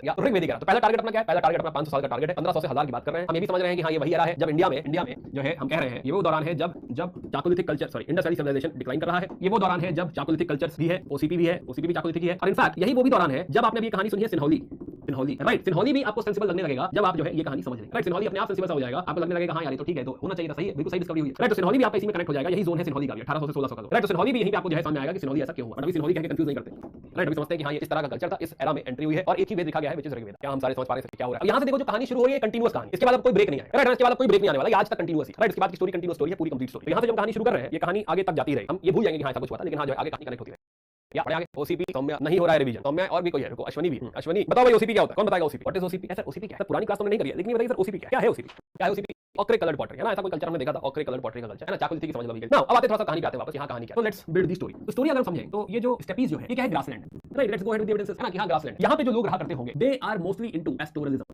in fact this is nomadic pastoralism, nomadic pastoralism. Nomadic pastoralism की बहुत खास बात होती है, nomadic pastoralism by the way हमने पढ़ा है, कहां पढ़ा हुआ हमने ऐसा नाम ने कहीं ऐसा नोमैडिक पैस्टोरलिज्म, लाल किला, बिजौली, साइपाई, क्या बात है, तिशा मचा दिया, वेरी गुड, या नोमैडिक, राइट, नोमैडिक पैस्टोरलिज्म, ऐसा हम लोगों ने पढ़ा था जब बात कर रहे थे डोमेस्टिकेशन ऑफ एनिमल्स, राइट, यानी कि यहां पे जो लोग हैं they are living upon animals, तो इनके लिए क्या मैटर करता है, डोमेस्टिकेशन ऑफ एनिमल, दुआ करते हैं, तो animal domestication is the most important thing. तो यहां पे एग्रीकल्चर जानते होंगे, ऐसा नहीं कि नहीं जानते होंगे, बट मेजर डिपेंडेंसी कोई एग्रीकल्चर पे नहीं। नोमैडिक पैस्टोरलिज्म की खास बात, एक थोड़ा सा साइड टॉपिक, नोमैडिक पैस्टोरलिज्म ऐसी जो सोसाइटीज होती हैं जो पैस्टोरल होती है, नोमैडिक होती है, उनकी खास बात होती है, they are also interconnection between settled society. मान लो ये कोई रूरल कम्युनिटी है इधर, राइट, ये कोई रूरल कम्युनिटी है, ये कोई रूरल कम्युनिटी है, राइट। तो नाउ यू मस्ट अंडरस्टैंड कि ये सारी रूरल कम्युनिटीज के बीच का इंटरकनेक्शन भी पैस्टोरल सोसाइटी प्रोवाइड करती है। तो इनफैक्ट ऐसा भी कहा जाता है कि पैस्टोरल सोसाइटी बहुत हद तक डिपेंडेंट होती है रूरल कम्युनिटीज से। इनफैक्ट लेट मी इलैबोरेट, तो ये जो नोमैडिक पैस्टोरलिज्म इस तरह की जो सोसाइटीज होती है क्योंकि घूमती रहती है, राइट, इनके पास जानवर है, उसको चराना है, तो आज इसको यहां पे घास चराना है, तो कल यहां पे घास चराना है, परसों यहां चराना है, परसों यहां चराना है, यहां चराना है, राइट, इस तरह से घूमते रहेंगे, घूमते घूमते बीच में गांव पड़ेगा, गांव वालों से मिलेंगे, कहेंगे थोड़ा सा हमको सामान दे दो, गेहूं दे दो, चावल दे दो, टमाटर दे दो, धनिया दे दो, इस तरह से कुछ मांगेंगे, कहीं एक कटोरी चीनी दे दो, चाय बनानी, राइट, तो इनसे कुछ मांगेंगे, प्लस ये कहेंगे अच्छा ठीक है तो तुम उधर से क्या लाए हो, इस गांव से, कहेंगे हां उस गांव से हम कटोरा लाए हैं कॉपर का, ब्रोंज का, राइट, लोगे हां ठीक है ले लेंगे। तो ये क्या है कि कहीं ना कहीं this is also helping in trade. अब ऐसा कोई बहुत प्रिविलेज ट्रेडिंग सोसाइटी नहीं है, बट यू मस्ट अंडरस्टैंड कि एक जो रूरल कम्युनिटी जो सेटल्ड है यहां पे, इसके और इसके बीच में कनेक्शन हो पा रहा है बिकॉज़ कोई सोसाइटी इस तरीके से माइग्रेट कर रही है, राइट, प्लस ये इनसे कहेंगे अच्छा ठीक है कटोरा दे दो, ऐसा भी हो सकता है, कहेंगे अच्छा तुम्हारे पास कितने घोड़े हैं या तुम्हारे पास कितने जानवर है, 100, अच्छा दो दे दो हमको, तो ये भी कुछ ले लेंगे, बदले में कुछ दे देंगे, ऐसे इनके पास जाएंगे। तो नोमैडिक पैस्टोरल सोसाइटी की खास बात ये है कि this also provides interconnection, societies आपस में कनेक्ट होती है। एंड सेकंड थिंग इज कि पैस्टोरल नोमैडिक ये माइग्रेट करते रहते हैं and they are also dependent upon settled community, इनकी डिपेंडेंसी इनके ऊपर बहुत high, right, maybe pottery के लिए एक अच्छा सा पॉट चाहिए तो इनसे खरीदना पड़ेगा, मे बी इनके पास खाने की दिक्कत हो गई, घास वास नहीं हुआ, बारिश कम हुई, इनसे मांगना पड़ेगा, नहीं देंगे तो हो सकता है इन्वेड करना पड़े, ऐसा भी हो सकता है कि हां भाई नहीं दे रहे हो तो फिर झगड़ा, वॉर भी हो सकती है, पॉसिबल है। This area central Asian area, you will find कि this area is known for this type of societies ever, right, किसी भी जमाने में, है ना। यहाँ पे कल्चर क्या है, पेस्टोरलिज्म का कल्चर है, और चाहे वो चंगेज खान हो, राइट, चाहे वो जो है आपके शाकाज हो, चाहे कुशान हो, everybody is basically coming from this area, और वो लोग पेस्टोरल होते हैं और वो लोग बड़े वॉरियर होते हैं। तो ये भी एक कॉमन ट्रेट है कि हाँ दे आर वॉरियर, क्योंकि जिस तरह के ये सर्वाइवल इनको चाहिए है ना, जिस तरह से वो सर्वाइव कर रहे हैं, उसमें it is very tough to survive. Migration तो एक बेसिक चीज है, बट उसके साथ कभी युद्ध करना पड़ता है, पूरा गांव उजाड़ना पड़ता है जीने के लिए। तो कभी उन्हें चाइना पे अटैक करना होगा, तो कभी इंडिया की तरफ अटैक करना होगा, तो हम समझेंगे कि हाँ ये माइग्रेशन मल्टीपल टाइम हुआ है, जो मूवमेंट हुआ है इनफैक्ट मंगोल्स एंड ऑल, वो भी क्या है, वो भी यही कहानी है। नोमैडिक पेस्टोरल जो है एम्पायर्स क्रिएट करेंगे मेडिवल में जाकर, वो एम्पायर इसलिए क्रिएट कर पा रहे हैं because inherently they are fighting for survival, inherently they are bound कि हाँ जो है हमको अपने आप को सर्वाइव करने के लिए थोड़ा सा एजाइल होना पड़ेगा, मूव करते रहना पड़ेगा। और उनकी सबसे खास बात जो है, जो यूएसपी है उनकी, वो है मोबिलिटी, एजिलिटी, बहुत तेजी से जाते हैं। बहुत तेजी से जाने से समझ में आया कि जो हम आर्यंस की बात कर रहे हैं, राइट, हम जो कह रहे हैं कि उस जमाने में ये माइग्रेशन हुआ है, इनके जरा ट्रेड्स की बात करें तो हमें पता चला कि इनके पास घोड़ा है, हॉर्स। टिल नाउ इतना श्योर क्यों हो रहा है, एक सेकंड होल्ड करो। सॉरी, हुआ क्या है कि बेटे की दिवाली की छुट्टी हो गई, प्लस बाहर पोल्यूशन है, बाहर जा नहीं सकते, तो दो दोस्तों को घर में बुला लिया, अब वो घर में जो है धमा चौकी मचा रहे, तो वही थोड़ा सा बोला है मैंने, डोंट वरी, शांत हो गए। हाँ, तो दीस किड्स यार क्या बताएं ना, वो भी ये जनरेशन, तो तुम लोग जब ये जनरेशन हमें भारी पड़ रही है, राइट, सोचो तुम्हारे जो आएगी जनरेशन तुम पे कितनी भारी पड़ेगी, है ना, ये नई टेक्नोलॉजी, नई चीजें आ गई हैं, बड़ी दिक्कत। चलिए खैर तो हम समझ रहे हैं कि हाँ जो ये जो एरा है, मतलब ये जो एरिया है, जो ग्रासलैंड एरिया है, studies and all, this is known for such kind of you can से ट्रेड, जिसमें आर्यंस के ट्रेड्स की अगर हम बात करें तो क्या है इनके पास घोड़ा, राइट। अब तक हमने बात करी थी इंडिया में घोड़ा, हमने कहा था ना इंडस सिविलाइजेशन में घोड़े नहीं थे, तो घोड़ों का जो डोमेस्टिकेशन चालू हुआ है वो भी इधर यूराल साइड चालू हुआ है, राइट, रफली मे बी अराउंड 5000 बीसी के पहले। तो यहाँ पे लोगों ने डोमेस्टिकेशन चालू किया, तो घोड़ा इज एडेड एडवांटेज, उस समय का न्यूक्लियर वेपन है घोड़ा, राइट, है ना, कि आप घोड़े से आ रहे हो, अभी लोग जो है खेतों से आ ही रहे थे वापस, तो इनका सामना कर पाना आसान नहीं, तो इनके पास है घोड़ा, सबसे बड़ी जो ताकत है वो है घोड़ा। तो आर्यंस के पास होते हैं घोड़े, वो भी खाली घोड़ा नहीं, घोड़े के साथ साथ रथों पे आ रहे हैं दोस्त, क्या सामना कर पाएगा कोई इनका, समझ रहे हो, है ना, they are warriors fighters, right, इनका सामना कर पाना आसान नहीं है। इनके पास घोड़े भी हैं, चैरियट भी, और इस चैरियट में जो पहिया लगा हुआ है वो पहिया स्पोक्ड व्हील है। हम लोग बात कर रहे थे कि इंडस वैली सिविलाइजेशन में कैसे पहिए थे, एकदम इक्का पहिया था, कोई स्पोक नहीं होता था उसमें, स्पोक व्हील तो समझते हो ना दोस्त, ऐसे उसमें निकला होगा, ऐसे पहिए लेकर आ रहे हैं। महाभारत देखिए, महाभारत में रथ है, राइट, है ना, तो ये रथ कहां से आ रहे हैं, ये रथ ऐसे पहुंचे, तो घोड़े और chariot, these are two basic trades जो इन लोगों के पास। एक और बेसिक ट्रेड हमने क्या सीखा, नोमैडिक पेस्टोरलिज्म, नोमैड है, पेस्टोरल है, चरवाहे हैं, इनके पास जानवर बहुत होते हैं, राइट। तो there will be a lot of animals, जिसमें ऑफ कोर्स एक एनिमल तो हमने समझा कि घोड़ा तो है ही है, right, horses is one, but इसके अलावा जो दूसरा animal which is super important is cow. तो अनदर एनिमल इज काउ। हमको इंपॉर्टेंस कैसे पता चल रही है, ऋग्वेद में घोड़े का जिक्र 215 बार, हाईएस्ट बार अगर किसी चीज का जिक्र देखने को मिलता है, मतलब एक आर्यन के लिए जिंदगी में सबसे इंपॉर्टेंट अगर पूछे तो अपना घोड़ा, राइट, है ना, कि घोड़े पे सो जाएगा, घोड़े पे इतना मजा आएगा उसको, घोड़े पे चलता रहेगा, तो घोड़ा इज वेरी इंपॉर्टेंट। अब रथ ऐसा नहीं होगा हर किसी के पास रथ होगा, but mostly Rath is also very present, right, Rath is also common. ये टेक्नोलॉजी, रथ वाली टेक्नोलॉजी उनके पास है, घोड़ा काउ है। उसके अलावा जो है बुल एक और लिख सकते हो, तीसरे नंबर पे अगर हमें कोई जिक्र मिलता है तो बुल का जिक्र मिलता है। तो हॉर्सेस, काउ, बुल, काउ का जिक्र कुछ 176 बार है ऋग्वेद में, राइट, और बुल का जिक्र है कितना, 170 बार है ऋग्वेद, राइट। तो काउ और बुल और जो है आपके चैरियट, राइट। तो ये हमने समझा कि हाँ जो है ये इनके कुछ स्पेशल ट्रेड्स हैं which make them super powerful. Plus हमने पीछे भी बात करी, इनके पास वेपन्स है, सोर्ड वगैरह का इस्तेमाल करते हैं, राइट, सोर्ड है, राइट, एक्सेस है, एटसेक्टरा एटसेक्टरा, राइट, तो वेपन्स भी है। तो इनका सामना मैंने कहा कि हाँ करना थोड़ा सा मुश्किल हो रहा है, क्योंकि जिस हिसाब से गांव पे अटैक करेंगे, और सोचो इंडिया में हमने क्या समझा, इंडिया में क्या सिचुएशन, इंडिया में सिचुएशन है चाकोलिथिक की, अभी हमने समझा इंडिया में चाकोलिथिक की सिचुएशन है, राइट, ऐसी सिचुएशन में एंट्री हो। Other than this they are bringing some new ideas, new trades, जैसे कि जो है क्योंकि नोमैडिक सोसाइटी है तो they must not be living, ऐसा कोई बहुत परमानेंट सेटलमेंट नहीं होगा। यू विल फाइंड कि हाँ दे आल्सो हैव, ठंडी जगह से आ रहे हैं तो they also have this trait of pit dwelling. Pit dwelling हम लोगों ने बात करी थी कश्मीर की साइड में, नियोलिथिक, राइट, तो कश्मीर का ठंडा कल्चर शायद इससे थोड़ा सा इन्फ्लुएंस है, राइट। तो कश्मीर में पहले से ही बात करें पिट ड्वेलिंग की, तो इनका भी ट्रेट है पिट ड्वेलिंग। इसके अलावा केव्स में भी रहते हैं, राइट, इसके अलावा जो है मड सेटलमेंट और केव्स की भी जानकारी कि हां कभी रुक गए, but otherwise pit dwelling is very common. इसके अलावा अगर कुछ ये लोग क्रिएट करेंगे तो that will be mud fortification. India जब पहुंचेंगे तो थोड़ी देर के लिए जो सेटलमेंट क्रिएट करेंगे तो mud settlement, mud fortification, this is something they will have. ये बात हम कहां से ड्रॉ कर सकते हैं, पेस्टोरल है, माइग्रेट कर रहे हैं, ऐसा कोई परमानेंट सेटलमेंट, ऐसा कोई मिट्टी जो है ये ईंटे का घर बना देंगे, ऐसा ईंटे का घर नहीं बनेगा, क्योंकि जितने एनिमल्स उनके पास है वो एनिमल्स को क्या है, अब यहाँ घास खिलानी है, अब यहाँ पे घास ड्राई हो गई, सीजन चला गया, कहीं और जाना पड़ेगा, 100 किलोमीटर दूर, 200 किलोमीटर दूर, और इस तरह से माइग्रेशन करते रहना पड़ेगा। That is how they have very you can से टेंपरेरी सेटलमेंट, इस तरह का पिट ड्वेलिंग वगैरह हमको दिखाई दे। प्लस हमने लैंग्वेज की ऑलरेडी बात कर ली, आई डोंट थिंक लैंग्वेज को स्ट्रेस करने की जरूरत है, एक इंपॉर्टेंट ट्रेड हमने समझा कि लैंग्वेज है, राइट, ये तो हमने डिस्कस कर लिया, लिख ले एक साथ लिस्ट बना रहे तो लिख लेते हैं, यहाँ ट्रेड क्या है, तो what is language trade. Another very important different trade coming up is fire cult, यानी कि राइट, फायर कल्ट, अग्नि के ऊपर जो है यू कैन से बहुत यू नो आस्था है अग्नि के ऊपर, राइट, है ना, और अग्नि की आस्था होने की वजह से दे आल्सो बिलीव इनटू यज्ञ, हवन, तो हवन becomes very important over, right, यज्ञ बिकम्स वेरी इंपॉर्टेंट कि हां अग्नि को माना जा रहा है, यहाँ अग्नि क्या है, देवता, तो अग्नि को गॉड माना गया है, और यहीं से हम समझ सकते हैं कि for them now cremation is important. ऐसा नहीं कि वो बरियल नहीं करेंगे, there will be practices of burial as well, तो ब्रैकेट में प्लस बरियल लिख सकते हो आप, but they believe into burning of dead body, dead body को जलाने में विश्वास करते हैं, क्रिमेशन में विश्वास करते हैं, राइट। अग्नि को देवता मानते हैं, अग्नि भगवान है, और इसीलिए समझो कि हां यहीं से आप डिराइव कर सकते हो कि वो they will believe into cremation. ये सही सवाल पूछिए आपने। सोर्ड जो है copper sword, right, antenna sword, right, अभी कोई आयरन नहीं आया भाई, दूर दूर तक अभी आयरन नहीं, हम यहीं से कहते हैं आयरन स्टार्ट हो गया, आयरन नहीं, this is all antenna sword, this is all copper sword. Last में सिनॉली ऐड किया, सिनॉली आपका होमवर्क है, उसमें वो सोर्ड की फोटो दी हुई है, राइट, सोर्ड देखिएगा, okay. Other than this there is another concept which is of क्योंकि एनिमल्स इतने सारे हैं, there is the concept of animal sacrifice, right, बलि देने की प्रथा। तो animal sacrifice is also something which they are bringing up, यहां जो है जानवरों की बलि दी जा सकती है। देखो एक तो नोमैडिक है, मीट ईटिंग सोसाइटी है ना, नोमैडिक है, नोमैडिक पेस्टोरल है, तो समझ सकते हो डोमेस्टिकेशन ऑफ एनिमल अगर एग्रीकल्चर नहीं कर रहे हैं तो मेजर डिपेंडेंसी किस चीज के ऊपर, मीट के ऊपर है, तो this is a meat eating society. तो मीट ईटिंग सोसाइटी है, तो मीट ईटिंग सोसाइटी में जो है sacrifice will become common, basic, natural सा, यहां जो है यू नो कोई लेट्स से युद्ध में जा रहे हैं, तो युद्ध में जाने से पहले जो है एक क्या हो, एक पहले बलि दे दिया, उसके बाद युद्ध में चला जाए, तो कुछ इस तरह का थॉट प्रोसेस भी है। तो मीट ईटिंग सोसाइटी है, दिस इज वन थिंग, वो हमने जैसे लिखा नोमैडिक पेस्टोरल अपने आप पता चल गया हमें। इसके बाद हम समझ रहे हैं कि हां जो है animal sacrifice is also part of it, right, है ना, important part of. And last is कि हां they also have a habit of soma drinking, soma का पान करते हैं, सोम को भगवान भी माना गया ऋग्वेद में। तो सोम पान क्या है, soma is a drink, right, soma जो है, सोमा क्या है, ड्रिंक है। यहां वो कुछ ऐसे प्लांट्स जो है उगाते हैं जिसको कुछ ट्रीटमेंट करके जो है उसमें फिर दूध मिला के समथिंग बाकी सीरियल्स मिला के, जैसे हम लोग सुबह सेरेलैक वो खाते हैं ना, क्या बोलते हैं, फ्लेक्स, कॉर्नफ्लेक्स है ना, कॉर्नफ्लेक्स वगैरह खाते हैं, सीरियल्स खाते हैं, उसमें दूध में डाल के, कुछ वैसा ही है कि हां दे believe into, they not believe into, they have this practice of, वो सोम क्रिएट करते हैं, राइट, सुबह नाश्ते में, जरूरी नहीं कि ऐसा नाश्ते में, but they have this habit of consumption of soma पान करते हैं, सोम पीते हैं, बात समझ आ गई, राइट, है ना, तो सोम पान करते हैं। तो जो है सोमा, ना सोमा कौन सी ड्रिंक है, क्या ड्रिंक है, तो देखो ऋग्वेद में रेसिपी बोली गई है कि हां देखो एक प्लांट है ऐसा, उससे जो है सोम बनता है, but we don't know that. तो सोमा काफी लोग कहते हैं कि जो है अल्कोहल की बात हो रही है, but soma is not alcohol, let me clarify that, soma is not alcohol, सोम अल्कोहल सुरा है, सुरा, जब सुरा वर्ड यूज होता है, सुरा पान, तो सुरा पान का मतलब अल्कोहल है, वाइन है समथिंग कि सुरा का पान हो रहा है, but soma is not alcohol. Soma का जो इफेक्ट है वो थोड़ा सा इंटॉक्सिकेटिंग है, but it is more like a medicine, right? जिससे आपकी बॉडी स्ट्रांग हो जाती है, इम्यूनिटी पावर बढ़ जाती है। कुछ ऐसा माना गया है कि सोम का जितना पान हो रहा है, they have a very very positive effect on their body, right? People have tried figuring out कि हां ये एग्जैक्टली सोमा क्या है, राइट? बट उसको काफी हद तक जो है जो बहुत ही क्लोज आया है उसके, कि हां जो है शायद इसके जैसा कुछ है, वो मरजुआना, राइट? है ना? जो मरजुआना है वो थोड़ा सा माना गया है कि क्लोज है, बट एग्जैक्टली वही है, राइट? ऐसा नहीं माना गया। तो वी डोंट नो एग्जैक्टली, है ना? उस पे कोई कमेंट करने का मतलब ही नहीं, बेसिकली इंपॉर्टेंट है। फिलहाल Soma is not alcohol, let me clarify, right? Soma is another plant, एक ड्रिंक है जो प्लांट से बनती है, जो वो लोग कंज्यूम करते हैं और जिसका जिक्र जो है इसमें है, और बोला गया है इंद्र भगवान जो है जो सोम कंज्यूम करते हैं, इंद्र के श्लोकों में भी, इंद्र के हाइम से भी इसका जिक्र, राइट? तो ये सारे ट्रेट्स हैं। Let me sum up once. हम समझ रहे हैं कि हाई नोमैडिक पैस्टोरल सोसाइटी, हम समझ रहे हैं कि सर्वाइवल इंपॉर्टेंट है और इसी में वॉरियर ट्रेट। तो दो चीजों से काफी चीजें ड्रॉ कर सकते हैं। एक तो पैस्टोरिज्म से काफी चीजें ड्रॉ हो सकती है, डोमेस्टिकेशन ऑफ एनिमल्स है, कैटल इंपॉर्टेंट हो जाएगा, हॉर्सेस बहुत ज्यादा इंपॉर्टेंट है, cow, bull and other kettles important हो जाएंगे। यही हम समझ सकते हैं कि मीट लविंग सोसाइटी है, जैसे बकरीद होता है, तो बकरीद में बकरी की बलि दी जाती है, राइट? पर्पस क्या है? पर्पस ये है कि हां उसके बाद वो प्रसाद टाइप, नॉट प्रसाद एग्जैक्टली सही वर्ड नहीं है, बट हां वो डिस्ट्रीब्यूट होगा, उसकी बिरयानी बनेगी, कुछ तो बनेगा, खाया जाएगा, समथिंग लाइक दैट। यहां एनिमल सैक्रिफाइस होता है एंड देन जो है कंज्यूम किया जाता होगा। तो मीट लविंग सोसाइटी है, वहां से एनिमल सैक्रिफाइस की बात ड्रॉ कर सकते हैं, राइट? प्लस काउ बहुत इंपॉर्टेंट है, बुल बहुत इंपॉर्टेंट है, राइट? हॉर्सेस तो इंपॉर्टेंट है, सबसे ज्यादा इंपॉर्टेंट है, ये समझा हमने। अब इसके साथ समझा हमने हॉर्स तो स्पीड दे रहा है टेक्निकली बहुत, प्लस उसके साथ रथ भी, राइट? ना खाली हॉर्स नहीं, उसके साथ रथ भी है, रथों के ऊपर जो है वो लोग चल रहे हैं। प्लस उनके हमने देखा आर्कियोलॉजिकल एविडेंसेस भी थे कि सोर्ड अगर हमको मिला हुआ, राइट? एंटीना सोर्ड है, कॉपर के हैं लोग, ऐसा नहीं है कि कॉपर और ब्रोंज दो चीजों का यहां पे मेटल मिलेगा। ऐसा कोई परमानेंट लिविंग नहीं है, पिट ड्वेलिंग और केव, दिस इज समथिंग जो है they are living into. Language हमने पहले बात करी कि हां आर्यन एक लैंग्वेज को डिनोट करता है, वैदिक संस्कृत पहली लैंग्वेज होगी। देन फायर कल्ट की हमने बात करी कि हां फायर इज फायर का कल्ट, मतलब फायर में विश्वास है, देवता है वो। और क्रिमेशन की हमने बात करी कि now they are bringing cremation into our society, right? Into India, right? इसके पहले जो मेजर जो है डिपेंडेंसी थी वो किसके ऊपर थी? बरियल के ऊपर थी। बरियल भी होगा कहीं ना कहीं, लेकिन क्रिमेशन डोमिनेट करेगी। क्या हम ये बात समझ पाए सारे? इसको जरा एक बार जल्दी से देख लेते हैं, फोटो वगैरह भी देख लेते हैं ना। ये ओवरऑल स्टोरी थी, ट्रेट्स ऑफ आर्यन है कैसे, राइट? क्या बात है, मुझे इंपॉर्टेंट है, बट थोड़ा सा बात करते हैं कि एक बार देख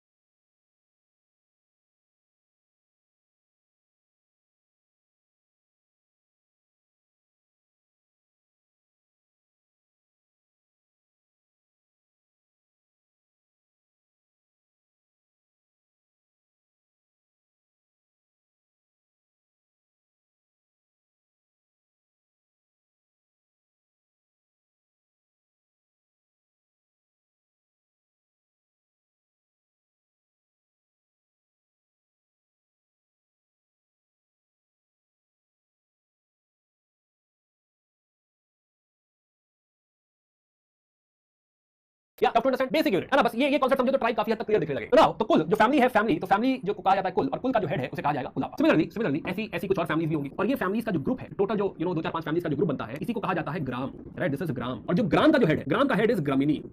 ग्राम मतलब क्या हुआ, क्या हुआ ग्राम मतलब, बताओ मुझे, देखिए क्या समझे, कितने लोग समझ पाएंगे ग्राम मतलब क्या होता है।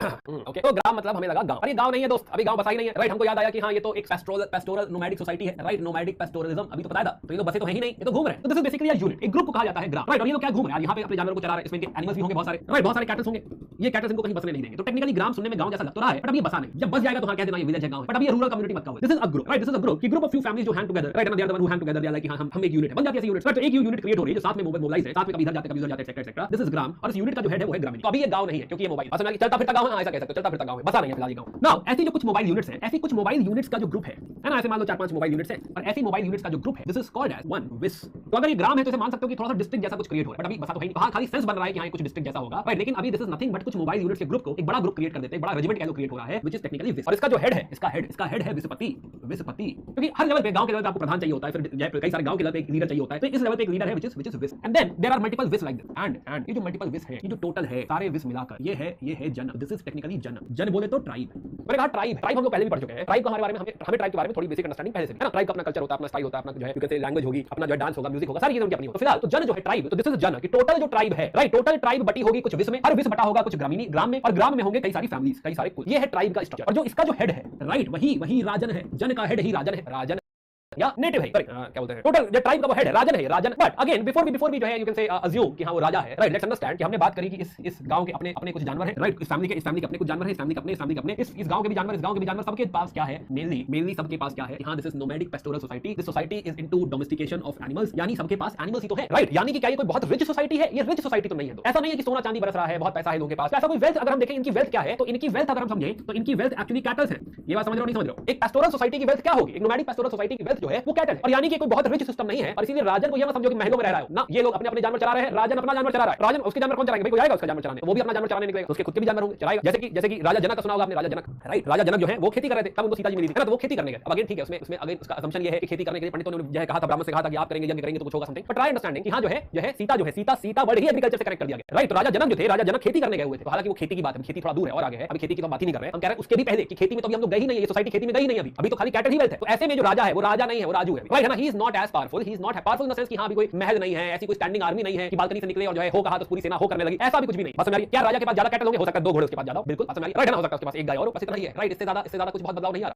तो ट्राइब अगर हम देखें ट्राइब, तो ट्राइब इस तरीके से स्ट्रक्चर्ड है। दिस इज ऑल जो है यू कैन से a tribal structure. And tribal structure से हम जो चीज एक्सपेक्ट करेंगे वो सारी चीजें यहां पे दिखाई दे। अगर पहली बात ये समझ लें कि हां यहां पे कोई ऐसा कंसंट्रेशन ऑफ वेल्थ नहीं है, सोसाइटी के पास वेल्थ ही नहीं है, एग्रीकल्चर होगा, एग्रीकल्चरल सरप्लस होगा, एग्रीकल्चरल सरप्लस में सारे लोग लगान भरेंगे, लगान इकट्ठा होगा, तब कहीं जाकर राजा के पास एक्यूमुलेशन होगा। अभी क्या एक्यूमुलेट कर लेगा, उसके पास अभी एक्यूमुलेट करने के लिए ऐसा कुछ है नहीं, अभी कंसंट्रेशन एक्यूमुलेशन ऑफ वेल्थ हो नहीं रहा। आप कहेंगे एगलिटेरियन सोसाइटी है, एगलिटेरियन ज्यादा हो गया, राइट, एग्जैजरेशन है, लेकिन हां फिर भी क्लोज टू कि हां ट्राइब है and they will have collective wealth. Plus एक और बात ध्यान रखो कि this is all mobile, move भी कर रहे हैं लोग, यानी ये किसी टेरिटरी पे है नहीं, कोई टेरिटोरियल ऑक्यूपेशन नहीं है। आप पूछेंगे कहां से है, रामू कहां से हो, ऐसे पूछेंगे आप किसी से, रामू कहेगा हम जो है हम भारत ट्राइब से है। भारत ट्राइब कहां है, क्या भारत ट्राइब में हम जहां जाएंगे वही भारत ट्राइब है, राइट। जगह कौन सी है, कोई जगह नहीं है। तो कोई ऐसा टेरिटोरियल इंटीग्रिटी, टेरिटोरियल जो है यू कैन से लॉयल्टी नहीं है, हम किसी जगह को बिलोंग करते हैं। लॉयल्टी सिर्फ और सिर्फ किसकी तरफ है, ट्राइब की तरफ है, समझे नहीं समझे। नाउ अभी राजन कैसे बना, let's understand that part as well. अब क्या होता है कि यहाँ पे we will have assemblies, right है ना। किसी ट्राइब की देयर विल बी, इसी ट्राइब में देयर विल बी असेंबलीज, लोग मिलेंगे बातें करेंगे थोड़ा, तो we will have some assemblies.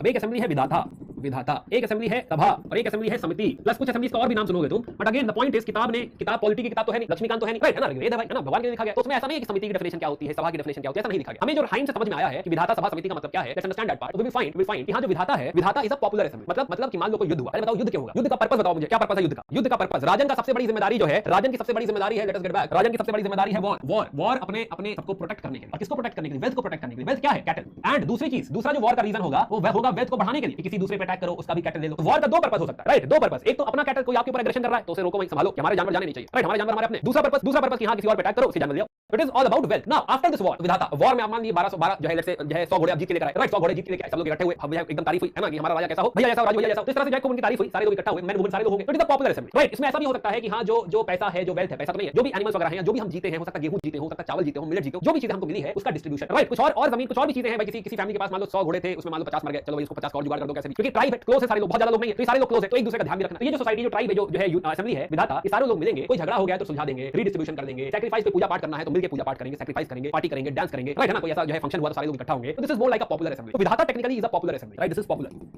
जिसका कोई फंक्शन है, राइट, जिसका फंक्शन खाली कम से कम रीडिस्ट्रीब्यूशन लिख लो कि हाँ रीडिस्ट्रीब्यूशन है, रीडिस्ट्रीब्यूशन। सभा, सभा क्या है? सभा, सभा, सभा जैसे साउंड करता है सभ्य लोग, सभ्य बड़े लोग, समझदार लोग, इंटेलेक्चुअल, राइट। तो सभा is technically intellectuals, group of intellectuals. सभा अगर हम समझे तो सभा basically body of the elders है, एक्सपीरियंस लोग, राइट है ना, कि हाँ एजुकेटेड हो सकते हैं, ब्राह्मणास हो सकते हैं, एलीट लोग हो सकते हैं जिनके पास शायद ज्यादा घोड़े। हालांकि ये जो ब्राह्मणास और एलीट है ये थोड़ा सा लेटर वैदिक सोसाइटी की तरफ, अभी की सोसाइटी में जिसके पास भी एक्सपीरियंस है, और वो वुमेन भी हो सकती है। दिस इज मोर लाइक कि हाँ ये कुछ एक्सपीरियंस लोग इकट्ठे होंगे जो जिनके पास वॉर एक्सपीरियंस है या फिर जो है लेट्स से इस बात का एक्सपीरियंस है कि किस डायरेक्शन में आगे जाना चाहिए, ये लोग इकट्ठे होंगे, मीटिंग करते रहेंगे, ये सब लोग सभा वाले लोग, राइट, और डिसाइड करेंगे कि हाँ भाई आगे का कोर्स ऑफ एक्शन क्या होना चाहिए, युद्ध करना है नहीं करना है, किसी तरफ जाना है नहीं जाना है, all these things. This is more like an advisory council, राजा को एडवाइस करेंगे overall, not only raja but पूरी ट्राइब का एडवाइजरी बॉडी जो है दिस इज सभा। इसमें महिलाएं भी हो सकती है, महिलाएं भी हो सकती है, आगे जाके इसी पे कंट्रोल जो है थोड़ा ब्राह्मण का होने लगेगा, ये हम देखेंगे लेटर वैदिक में, बट अभी बात नहीं करते इसकी। सिमिलरली थर्ड सोसाइटी जो थर्ड जो है असेंबली है that is samiti. Samiti again it is again considering all the added members, all the entire you can say पूरा जो है ट्राइब, एंड इसका पर्पस है वोटिंग, इसका पर्पस है इलेक्शन ऑफ द किंग। राजा को इलेक्ट करने का काम कि राजा कौन बनेगा, अगला राजा कौन बनेगा, ये फंक्शन है समिति का। समिति का हेड कौन होगा, जिसको चूज किया राजा, ऑब्वियसली समिति का जो फंक्शन इलेक्शन है तो उसका हेड वही बनेगा जिसको चूज किया गया है। तो राजा यहां पे जो है rajan, basically rajan will be the head of the samiti once he is elected. अब इलेक्शन बहुत सारी बेसिस पे हो सकता है, इलेक्शन हो सकता है इस बेसिस पे somebody who is very strong, क्योंकि युद्ध इंपॉर्टेंट है तो जो युद्ध में पारंगत हो वो बनेगा राजन, उसी को चुना जाएगा, यहां ये राजन बनेगा। Rajan can be on the basis of यहां किसी के इंटरपर्सनल रिलेशनशिप बहुत अच्छी है, लोगों से बना के रखा है, लोग उसे पसंद करते हैं, हमारा राजन यही होना चाहिए, ये भैया जो है हमारा सबका ध्यान रखते हैं, तो उनको चुना जाएगा। तो जो भी हो सकता है, क्राइटेरिया ऐसा कोई बहुत डिफाइन क्राइटेरिया नहीं है कि कौन बनेगा, लेकिन हां इसके कुछ फंक्शन प्रोसेस भी हो सकते हैं। जैसे कई बार ट्राइबल असेंबलीज, ट्राइबल कम्युनिटीज में देखते हैं कि जो हेड ऑफ द कम्युनिटी होता है उसको कोई दूसरा अगर चैलेंज कर दे, है ना, कि हां हेड को चैलेंज कर रहा हूं कि मैं बनूंगा राजन, तो फिर उसमें फिर प्रेसिडेंसी है कि अगले दिन युद्ध होगा दोनों में, है ना, मतलब युद्ध होगा, जो जीतेगा वो बनेगा अगला लीडर। या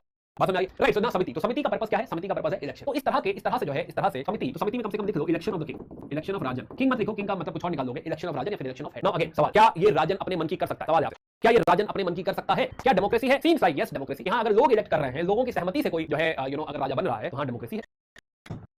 नाउ यहां पे बात आती है, एक पॉइंट समझो, लेजिटिमेसी। लेजिटिमेसी किसी भी रूल में, चाहे वो आज का रूल हो, चाहे वो एंशिएंट इंडिया का रूल हो, किसी भी रूल में this is the most important thing, चाहे वो प्राइम मिनिस्टर हो, चाहे वो राजा हो, चाहे वो राजू हो, कोई भी हो, they need this legitimacy, right. Legitimacy बोले तो कि लोग एक्सेप्ट करें, राइट, पीपल शुड एक्सेप्ट कि यही हमारा राजा। People acceptance is technically guarantee of legitimacy, लोग एक्सेप्ट करें। वो कैसे भी हो सकता है। अब यहां पे समझ में आ रहा है कि समिति इलेक्ट करेगी, यानी समिति का हां करना, समिति का अलाइनमेंट, समिति का consent is very very important. तो जो राजा यहां पे राजन जो है, राजन विल, जैसे आज के कॉन्टेक्स्ट में अगर हम देखो तो हम जो है हम देखते हैं कि दो हेड ऑफ द गवर्नमेंट अगर हम देखें, राइट, हेड ऑफ इंडिया अगर हम देखें तो प्रेसिडेंट, प्रेसिडेंट सबको साइन करेगा, कोई बिल जो है प्रेसिडेंट साइन करेगा तभी वो बनेगा, प्राइम मिनिस्टर को जो है शपथ भी वही दिलाएगा, पर फिर भी हम देखते हैं कि प्राइम मिनिस्टर ज्यादा पावरफुल, क्योंकि president has to act on the aid and advice of the prime minister. क्यों? क्योंकि लोगों ने चुन के भेजा उसे, राइट है ना, कि लोकसभा में जो पार्टी जीत कराई है उसका लीडर है, वो कह रही है कि हां ये बनेंगे prime minister, definitely legitimacy prime minister के साथ। यही अगर हम लोगों ने डायरेक्ट वोट प्रेसिडेंट को दिया होता तो लेजिटिमेसी प्रेसिडेंट के साथ होती, वो प्रेसिडेंशियल फॉर्म ऑफ गवर्नमेंट बनता। वैसे ही समझो कि यहां पे जब समिति है, समिति जब इलेक्ट कर रही है, समिति सेलेक्ट कर रही है कि हां ये हमारा जो है राजन होगा, तो इन दैट केस राजन भी इंश्योर करेगा कि लोग हां में हां रहे, राइट है ना, उसकी पार्टी में रहे, उसके खिलाफ ना जाएं। And that is the reason कि ये जो राजन है ये डेस्पोटिक रूल नहीं हो सकता कि अपनी मर्जी से कहे आज हम लोग उस दिशा में चलेंगे, ऐसा नहीं होगा, right. He will have to ensure कि अगर वो ऐसा बोले कि उस दिशा में जाएंगे तभी बड़ी शुड बी अलाइन्ड, तभी वो बोले। एक बार सभा से पूछे, है ना, कि भाई सभा जनो, सभा सब लोगों बताओ कहां चलना चाहिए, तो वो लोग बताएंगे हां उधर चलना चाहिए, उधर युद्ध करना चाहिए, नहीं करना चाहिए। और जब वो लोग बताए तो लोग कहें हां एक्सपीरियंस लोगों से पूछा इसमें, हां ठीक है चलो भाई बढ़ो, कोई बात नहीं, राइट। सिमिलरली अनदर थिंग जो हम बात कर रहे थे कि जो है यहां पे सरप्लस जैसा कुछ नहीं है, राइट है ना, सरप्लस जैसी कोई बात नहीं है। तो यहां पर राजन जो है, एक तो लेजिटिमेसी की बात है राजन के लिए, सेकंड अनदर थिंग जो है हमें समझ में आ रही है कि सरप्लस है ही नहीं, एग्रीकल्चर है नहीं, तो क्या हम ये कहें, ये बात देखो समझ में आती है कि नहीं, there can not be any taxation system, कोई टैक्सेशन सिस्टम या फिर कोई ऐसा मैंडेटरी टैक्स पॉसिबल ही नहीं। तो यहां पे कोई ऐसा टैक्स नहीं है कि हां इन लोगों को देना ही पड़ेगा। तो there is no taxation system as such, there is no mandatory tax as such कि हां इन लोगों को, राजन को कोई टैक्स देना पड़ेगा। क्यों देंगे भाई, हमारा ही राजन, हमारा ट्राइब, हमको देना है टैक्स, कोई टैक्स वगैरह नहीं है। तो यहां पे कोई एक्यूमुलेशन ऑफ वेल्थ इसलिए भी नहीं हो सकता, कोई कंसंट्रेशन ऑफ वेल्थ राजा के पास इसलिए भी नहीं हो सकता क्योंकि ऐसा कोई टैक्सेशन सिस्टम है ही नहीं। जब टैक्सेशन इनफैक्ट क्या हो सकता है पॉसिबल यहां पे सिर्फ और सिर्फ ये है कि ये लोग अपने प्यार से दे बलि, बलि इज टेक्निकली वॉलंटरी ऑफरिंग, कुछ भी मैंडेटरी है, मैंडेटरी ऐसा कुछ भी नहीं है कि हां पैसा देना पड़ेगा हर महीने, ना कुछ भी नहीं है ऐसा, मैंडेटरी कुछ भी नहीं है। क्या है वॉलंटरी ऑफरिंग, हां जो है राजा साहब हमारे घर में आज जो है खीर बनी थी, थोड़ा सा खीर आपके लिए आए, मर्जी है जो देना है आपको दे दीजिए, राइट। राजा साहब हमारे पास जो है 2 घोड़े ज्यादा हो रहे हैं, हमारे लोग कम है, मैनेज नहीं हो रहा है, हम जाते 2 घोड़ा आप रख लीजिए, अपनी खुशी से अगर देना है तो आप दे सकते हैं, बट ऐसा कुछ आपके ऊपर जो है मान नहीं, ऑब्लिगेशन नहीं है कि हां जो है आप उसे कुछ पैसे दे, कोई आप ऐसी चीज दे। तो बलि का कांसेप्ट है, राइट, बलि इज पॉसिबल, तो बलि इज पॉसिबल, बलि आप दे सकते हैं। अनदर थिंग इज कि जब टैक्सेशन सिस्टम नहीं है तो राजा की जेब में पैसा नहीं, और राजा की जेब में जब पैसा नहीं है तो इसका मतलब ये हुआ दिस ऑटोमेटिकली मींस कि there is no standing army. ओहो ये बात काफी इंपॉर्टेंट हो गई, ऐसी कोई स्टैंडिंग आर्मी नहीं है। मैंने कहा ना कि हां बालकनी से बाहर निकलो, पूरी सेना खड़ी है और बोलो कि हां जय, तो हां सब जय बोल रहे हैं, नहीं ये नहीं हो सकता, इट इज नॉट पॉसिबल, क्योंकि नीचे आदमी तभी खड़ा रहेगा जब उसके हर महीने 30 तारीख को अकाउंट में पैसा है, अगर उसके अकाउंट में पैसा नहीं आएगा तो नीचे नहीं खड़ा होगा, राइट। प्लस यहां पे कोई पैसे के लिए उसके साथ है भी नहीं, दिस इज यू कैन से this is basically a kinship based, relationship based society. तो ये राजा लेजिटिमेट इसलिए हो रहा है, ये लोग इतना लॉयल इसलिए है ट्राइब के, बिकॉज़ ये सारे लोग एक दूसरे से कनेक्टेड, किनशिप है, या वो मौसी का लड़का है, वो फूफा का लड़का है, वो फूफा के फूफा का लड़का है, कोई ना कोई ऐसा रिलेशनशिप यहां पे एग्जिस्ट करता है। और इसीलिए राजन जो है, राजन अपना आदमी है ना, मेरी मौसी का लड़का है वो, राइट। राजन ने बोला कि भाई जान देनी है तो भाई रेडी है ना, गोली ऐसे छाती पे खाएंगे, कोई बात नहीं, राइट। तो यहां पे जो लेजिटिमेसी आ रही है, जो वॉर के लिए मैं खड़ा हूंगा उसके लिए, वो इसलिए नहीं खड़ा हूंगा कि मेरे 30 तारीख को सैलरी आती है ना, मैं इसलिए खड़ा हूंगा क्योंकि क्या है, वो मेरा जानने वाला, मेरा अपना आदमी, राइट, मेरा लीडर है, इसलिए खड़ा हूं। तो यहां पे कोई स्टैंडिंग आर्मी नहीं है, in fact it is a mustered army, muster होता है, आर्मी को मस्टर करना पड़ता है जब भी वॉर होती है, जब भी ऐसी जरूरत पड़ती है तो सारे लोग बुलाए जाते हैं, हर गांव से, हर ग्राम से, जो भी लड़ सकता है, जो भी लड़ता होता है, तुरंत अपने घोड़े पे सवार होता है, दौड़ता हुआ आता है, फिर सारे लोग युद्ध करते हैं, right. This is how the system actually works, right. This is technically a tribal system, but अगर इसको हेडिंग दें तो this is properly a tribal polity with, keyword है रटना ये बात, with military trade. This is a tribal polity with military trade.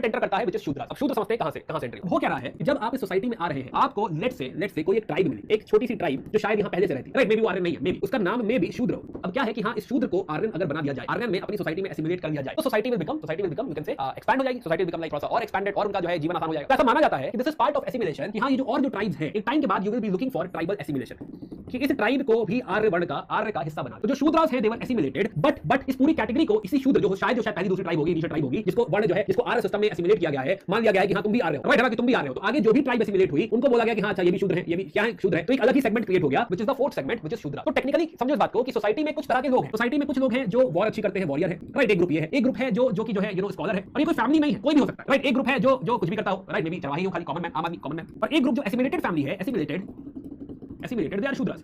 Bye the way again disclaimer is on, है ना, कुछ ऐसा दिल पे नहीं देने का। जिसको भी डाउट हो, ऐसी कोई पर्सनल फिलॉसफी नहीं पढ़ा रहा मैं, उपेंद्र सिंह से पढ़ा रहा हूं, राइट है ना, तो आप खुद भी पढ़ सकते हैं, खुद भी ये बातें समझ सकते हैं, राइट है ना। और आगे वैसे भी जो भी मैं पढ़ा रहा हूं यूपीएससी के पढ़ा रहा हूं, पर्सनल लाइफ में आपको जो मानना है मान सकते हैं, राइट है ना, but this is for UPSC के लिए समझने की कोशिश करें। तो this is part of tribal assimilation और this is based on occupation. Mostly ये तीनों जो है this is based upon occupation, जिसमें वॉरियर का पर्पस युद्ध करना है, जो स्कॉलर है, स्कॉलर का पर्पस जो है पढ़ाई करना है, कॉमन मैन कुछ भी करेगा, राइट, चरवाहा हो सकता है, वो कुछ और काम कर सकता है, कुछ भी कॉर्पोरेट बन सकता है, आम आदमी।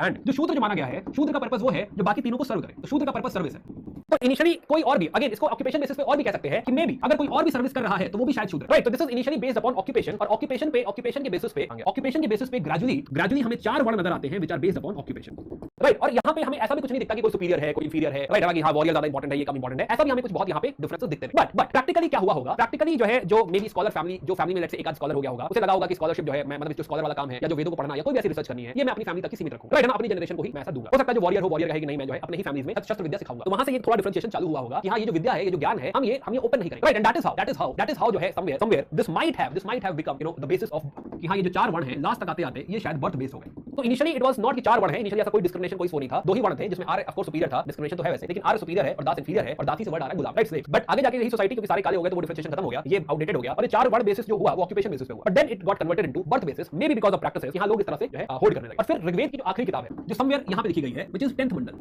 10th मंडल में एक 90 नंबर पे पुरुष सूक्त है, पुरुष सूक्त। अब अगेन जो है मल्टीपल वर्जन आप इसके निकाल सकते हैं, राइट है ना, अपने पे ढूंढेंगे तो अलग-अलग एक्सप्लेनेशंस मिलेंगे आपको, राइट है ना, आप जो भी एक्सप्लेनेशन आप मानना चाहें मान सकते हैं, राइट। बट इसमें लिखा है कि हां ब्राह्मणस्य मुखासी द्वहम राजन ने कृता, कि ब्राह्मण जो है वो मुख हो गए हैं और जो राजन है, क्षत्रिय वर्ड यूज नहीं किया गया, राजन वर्ड यूज किया गया है, वो उसके बाहु हो गए, बाहु कृता, राइट। और उरु तदस्य, तो पेट से जो है बाकी लोग निकल रहे हैं, और जो पद्याम है, पैर जो है उससे शूद्र अजायत, शूद्र हो रहे हैं। तो यहां पे क्या रख दिया गया है, यहां पे ये रख दिया गया है कि जो ब्राह्मण से, ब्राह्मण ऐसा माना गया है कि जो ब्रह्म है, ब्रह्म इज पुरुष सूक्त है, और ऐसा पर्सोनिफाई किया गया है कि पूरी दुनिया जो है ये ब्रह्म है, राइट, यूनिवर्स ही ब्रह्म, राइट। तो जो ब्रह्म है जो कि एक बहुत बड़ा पुरुष मान लीजिए आप, इसीलिए पुरुष सूक्त कहा जाता है। तो पुरुष के जो हेड है, हेड से ब्राह्मण निकल रहे हैं, या ब्राह्मण ही पुरुष का हेड हो गए, और जो भुजाएं हैं, भुजाएं जो है वो क्षत्रिय हो गए, राजन हो गए, राइट। और जो है पेट है वो उधर जो है वो बेसिकली आम आदमी है, कॉमन मैन, राइट। और जो पैर है वो वहां से शूद्र। तो प्लस इसमें खाली इतना नहीं लिखा हुआ है, इसमें और बहुत सारी बातें लिखी हैं पुरुष के बारे में, ओरिजिन के बारे में, कि दुनिया क्या है, किस तरह संचार होता है। और इसमें ये भी लिखा हुआ है कि उसी पुरुष के जो है मन से चंद्रमा निकल रहे हैं, तो सूर्य निकल रहे हैं। तो this is more about creation of sun, creation of earth, creation of universe. तो टेक्निकली व्हाट दिस मींस कि हां इटर्नल, कि हां ये जितना सूरज चंद्रमा जो है यू कैन से जन्म हुआ है, जिस पॉइंट पे जन्म हुआ है सूरज चंद्रमा का, यूनिवर्स का जिस समय जन्म हुआ है उसी समय ये भी जन्म हुआ है। It is as you can say universal as सूरज चंद्रमा, ऐसा लिखा हुआ है 10th मंडल। अगेन मैंने कहा कि मल्टीपल इंटरप्रिटेशन है, आई एम फॉलोइंग जो है योर उपेंद्र सिंह। तो वहां से हम कह सकते हैं कि हां ये 10th मंडल से यू कैन से कि हां ये हायरार्की आ रही है, ये डिफरेंशिएशन आ रहा है कि हां ब्राह्मण होते हैं, राजन होते हैं, कॉमन मैन होता है और फिर शूद्र होता है। तो ये hierarchy again most probably as per as my understanding this hierarchy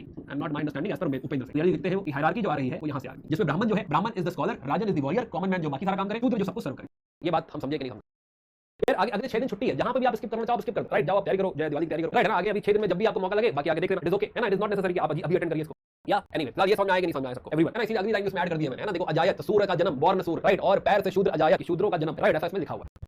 चलिए ओके बढ़ते आगे। तो नेक्स्ट स्लेवरी अगर बात करें तो इस समय स्लेव भी होते थे, जैसे कि दास वर्ड जो आ रहा है, दास इज स्लेव, राइट। लेकिन यहाँ पे जो स्लेव्स का पर्पस है, स्लेव्स का पर्पस यहाँ पे ऐसा कोई इसको एग्रीकल्चर वगैरह में इस्तेमाल नहीं कर रहा है, राइट है ना। एग्रीकल्चर या प्रोडक्टिव पर्पस में जो है इस्तेमाल नहीं हो रहा। दास और दासी में भी घरों में काम वगैरह करने के लिए इस्तेमाल करा जा रहा है, राइट है ना। उतना ही पर्पस है, ये नहीं उनसे खेती करा दे रहे हैं, कुछ और काम करा दे रहे हैं, नहीं, घरों में इस्तेमाल हो रहा है, राइट। उतना ही मेन गेम है। और जैसा कि मैं पहले समझा कि दास और दासी शायद एथनिक डिफरेंस है, यहाँ जो पहले से रहे होंगे वहां से वर्ड आ रहा है। कैसे कोई गुलाम बन सकता है अगर आप किसी को युद्ध में हरा दे, राइट है ना, तो उसको आप नया प्राण दे सकते हैं ना, कि आज से तुम जो है मैं तुम्हें या तो जीवन दान ले लो या गुलाम बन जाओ, सॉरी, या तो मृत्यु ले लो या गुलाम बन जाओ। तो कहेगा चलो मृत्यु नहीं देते, फिर गुलाम बन जाते, आपकी गुलामी करेंगे, तो वहां से हो सकता है। या फिर किसी ने उधारी दे रखी हो, वहां से भी हो सकता है। तो जो डोमेस्टिक स्लेव्स वगैरह एग्जिस्ट करते थे, यहाँ घरों में आप काम कराने के लिए गुलाम वगैरह रख सकते हैं। तो this was about your stratification या फिर डिफरेंशिएशन। या बोरिंग लग रहा है? हाँ, तो यार स्टैंड अप थोड़े कर रहा हूं, है ना। हो सकता है बोरिंग, पॉसिबल है, पढ़ना यूपीएससी का सिलेबस है तो क्या किया। हम लोग बात कर रहे हैं सोसाइटी में, पहला चीज हमने डिस्कस किया व्हिच इज योर वर्ण सिस्टम along with slavery।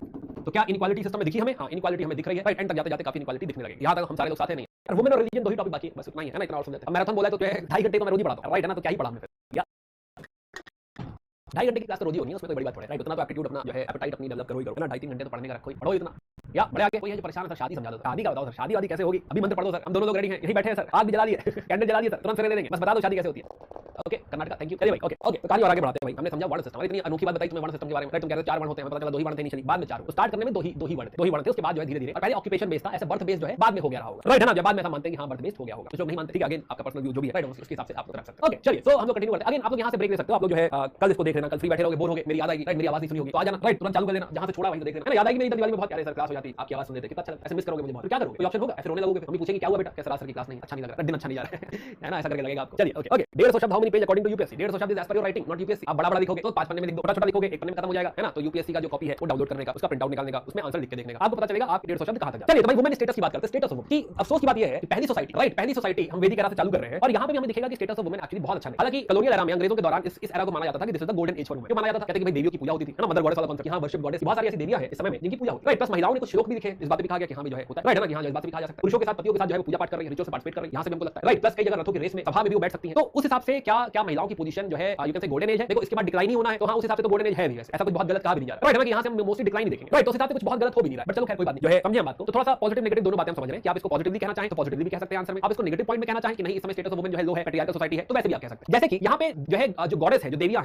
हैं उषा, अदिति, है ना? ये सारी देवियां हैं, पृथ्वी, ये सारी देवियां हैं, but they are not as powerful as your male god. जैसे हम हर जगह अब तक बात कर रहे हैं इंद्र की, अग्नि की, तो Indra, Agni, Varuna, these are very very important gods, लेकिन Usha, Aditi they are not as important. तो इसका मतलब कि गॉडेस है तो, but they are not as powerful, right. किसी ने कहा कि जो है महिलाओं ने श्लोक लिखे, महिलाओं ने हाइम्स लिखी है, बिल्कुल सही बात है, बट अगर मान लो 10,000 हाइम्स, 10,000 तो है भी नहीं, 1028 हाइम्स टोटल है, राइट, और उसमें अगर 50-60 हाइम्स महिलाओं ने लिख दिया तो हम क्या बोलेंगे? बराबरी कर जाए, ऐसा तो नहीं बोलेंगे। तो लिखा तो है बट नंबर बहुत कम है। प्लस प्रीस्ट वुमेन, राइट, नहीं दिख रही है ऐसी कोई पुजारी वुमेन, जो स्कॉलर वुमेन है जो हाइम्स लिख रही है, लेकिन कोई ऐसी पुजारी वुमेन, प्रीस्ट वुमेन ऐसा नहीं दिख रहा है, राइट। आप रिचुअल से पार्टिसिपेट कर सकती हैं बट सिर्फ पति के साथ, चैरिटी रेस वगैरह में पार्टिसिपेशन है, यस, गुड वेरी गुड। और सोशल गैदरिंग में पार्टिसिपेट कर रही है, यस, बट क्या दान दक्षिणा या फिर प्रीस्ट बन सकती है? नहीं, राइट। मटेरियल रिसोर्सेज पे कोई ऐसा हक है? नहीं। और आप बहुत रिसेंट तक जानते हैं कि हां जो महिलाएं होती हैं उनको हेरिडिटरी जो है इनहेरिटेंस नहीं मिलता, राइट, जो है पिता की संपत्ति नहीं मिलती, इनहेरिटेंस भी नहीं होता, ये भी बात पीछे से चली आ रही है। तो मटेरियल रिसोर्सेज पे कोई हक है? नहीं, ऐसा कोई मटेरियल रिसोर्सेज पे हक भी नहीं। इनफैक्ट महिलाओं का अपनी सेक्सुअलिटी और रिप्रोडक्टिव रिसोर्सेज पर भी कोई हक नहीं इन जनरल। आप कहेंगे सर स्वयंवर भी होता था, हां होता है, बट दीस आर एक्सेप्शन। राजकुमारी है वो जिसका स्वयंवर हो रहा है, राइट। इन जनरल हर किसी का स्वयंवर नहीं हो रहा है। तो टेक्निकली हमें समझ में आ रहा है कि इन जनरल आप इस बात को, इस वुमेन स्टेटस को यहां पे आप अगर ग्लोरीफाई करना चाहें, अगर आप तारीफ करना चाहें तो वो भी आप कर सकते हैं, वो भी पॉसिबिलिटी है। लेकिन अगर आप इसे क्रिटिसाइज करना चाहें तो आप क्रिटिसाइज करने का भी यहां पे दम रखते हैं। दोनों बातें यहां पे एग्जिस्ट करती हैं। तो टेक्निकली ये पैट्रियार्कल और पैट्रिलिनियल सोसाइटी, यहां पे जो भी हाइम्स हैं वो जो दुआ मांगी गई है, भगवान से मांगा जा रहा है, तो भगवान से दो चीजें मांगी जा रही है, एक पशु और एक प्रजा। प्रजा मतलब पुत्र। तो पुत्र का जो है यहां पे यू कैन से वखान है कि हमको पुत्र चाहिए, तो पुत्र के लिए यहां पे हाइम्स एग्जिस्ट करती हैं। बर्थ ऑफ सन डिजायर्ड है, बर्थ ऑफ वुमेन यहां पे डिजायर्ड नहीं, राइट। यहां पे शादी या तो इंस्टीट्यूशन है, हम देखेंगे आगे शादी का इंस्टीट्यूशन और डेवलप होगा, वहां पे बात करेंगे शादी की। तो शादी का इंस्टीट्यूशन ऑलरेडी डेवलप हो चुका है, बट उसके साथ-साथ कुछ प्रैक्टिसेस जो प्रिमिटिव प्रैक्टिसेस थी वो भी चल रही हैं, जैसे कि मोनोगैमी। मोनोगैमी मतलब एक पुरुष और एक स्त्री, है ना, हस्बैंड वाइफ। पॉलीएंड्री मतलब एक वाइफ मल्टीपल हस्बैंड्स। पॉलीजिनी मतलब एक जो है हस्बैंड मल्टीपल वाइफ। तो ये सारी प्रैक्टिसेस भी एग्जिस्ट करती हैं, ये सारी प्रैक्टिसेस भी एग्जिस्ट करती हैं। प्लस लिवरेट या फिर जो है यू कैन से लिवरेट क्या होता है? लिवरेट इज जो है कि अगर मान लीजिए हस्बैंड की डेथ हो जाए, राइट, तो सोसाइटी में अगर हस्बैंड की डेथ हो जाए तो देवर से या फिर हस्बैंड के भाई के साथ क्या विवाह हो सकता है? यस, ये प्रैक्टिस भी यहां पे अवेलेबल है, राइट। ऐसा भी हो सकता है। विडो रिमैरेज जो कि 1800 के दौर में हमारे बहुत सारे सोशल रिफॉर्मर फाइट करेंगे कि विडो रिमैरेज बंद कर दी गई है, विडो रिमैरेज होनी चाहिए and they will push for कि हां देखो वैदिक सोसाइटी में भी, वेदों में भी विडो रिमैरेज को सपोर्ट किया गया। तो widow remarriage is allowed in the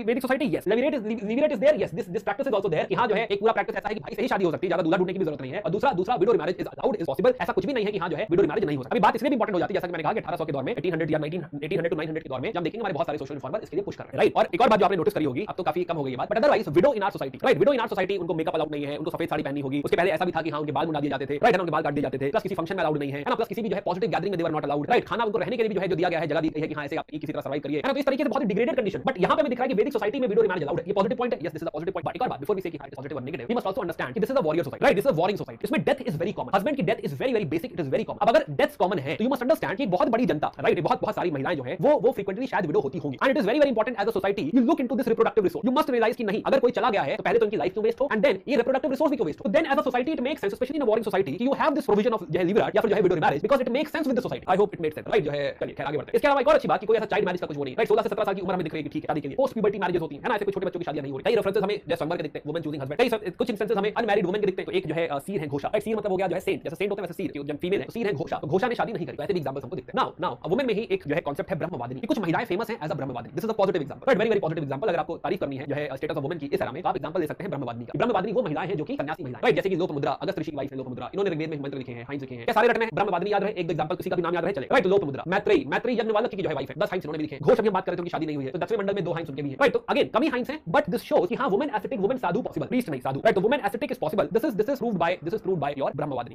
similarly another concept is sadyovadhu. Sadyovadhu क्या है? ऋषि की वाइफ को सद्योवधू कहा गया, जो कि स्कॉलर नहीं, जो कि आश्रम की देखरेख करती है, तो उनको क्या कहा गया है? सद्योवधू। उनको भी बहुत रिस्पेक्ट दिया गया है। तो अगेन जैसे मैंने कहा कि आप दोनों डायरेक्शन में बात कर सकते हैं। अगर आप पॉजिटिव बात करना चाहें, आप ग्लोरीफाई करना चाहें, आप जो है पॉजिटिवली देखना चाहें स्टेटस ऑफ वुमेन को इस एरा में, you can talk about positive practices, you can talk about brahmavadini, you can talk about sadyovadhu, you can also talk about practice of levirate and जो है widow marriage, you can talk about कि child marriage नहीं होती थी, right, you can talk about कि हां स्वयंवर वगैरह पॉसिबल था, राइट। अगर वही आपको जो है इंस्टीट्यूशनल मैरिज भी एस्टैब्लिश्ड है, बस बाकी प्रैक्टिसेस जैसे पॉलीएंड्री अलाउड, राइट। वही अगर आपको नेगेटिव जाना है तो आप पैट्रियार्कल की बात कर सकते हैं। पैट्रिलिनियल मतलब क्या होता है? बाय द वे पैट्रिलिनियल सोसाइटी मतलब पिता के पक्ष का, पितृपक्ष, पिता के पक्ष का, तो यानी कि विवाह के बाद लड़की को लड़के के घर जाना पड़ेगा। जो लड़के के साइड का जो लाइनेज है वो ज्यादा इंपॉर्टेंट है। लड़के का जो है लड़की का जो मतलब आपने देखा होगा घरों में, अभी भी बहुत रिसेंटली अपने घरों में आपने देखा होगा कि हाँ जो है जो लड़के के जो है मदर फादर होते हैं, right, mother father, they are respected like anything, है ना। अगर वो लड़की बहू के अगर घर चले जाए, है ना, तो वो उनको हाथों हाथ दिया जाता है, दामाद को पलकों में बिठाया जाता है अगर वो बहू के घर चले जाए। Why? Because it's a पैट्रिलिनियल society, है ना। तो जो पिता के पक्ष के लोग हैं वो हमेशा अपर साइड रखेंगे, उनको गिफ्ट देना है, उनको हर त्योहार पे कुछ भिजवाना है, इस तरह का। तो ये पहले भी था, अभी भी जो है अभी भी चला रहा है। तो पैट्रियार्कल एंड पैट्रिलिनियल सोसाइटी। तो अगर आपको जो है नेगेटिव साइड बात करनी, आपको जो है क्रिटिसाइज करना है, तो you have negative points plus इधर से भी नेगेटिव पॉइंट्स उठा सकते हैं पहली साइड से, राइट, वेयर की हां गॉडेस है बट उतनी पावरफुल नहीं है, हाइम्स है बट उतने सारे नहीं है, प्रीस्ट वुमेन नहीं है, एटसेक्टरा एटसेक्टरा, राइट, है ना। तो this is about the status of women. यहां से कहानी अभी और थोड़ा बिगड़ेगी लेटर वैदिक सोसाइटी में। हर डायमेंशन में बात थोड़ा सा और बिगड़ेगी, वो थोड़ा आगे समझेंगे जब हम बात करेंगे लेटर वैदिक। इसी के साथ हमने वुमेन की बात कर ली है और दोनों डायमेंशन में बात कर ली है। अगर आप जो है उसे क्रिटिसाइज कर रहे हैं तो ठीक है, अगर आप ग्लोरीफाई कर रहे हैं तो ठीक है, दोनों डायमेंशन में आप लोग पॉइंट ऐड कर सकते हैं। यहां तक हम सारे लोग समझ पाए।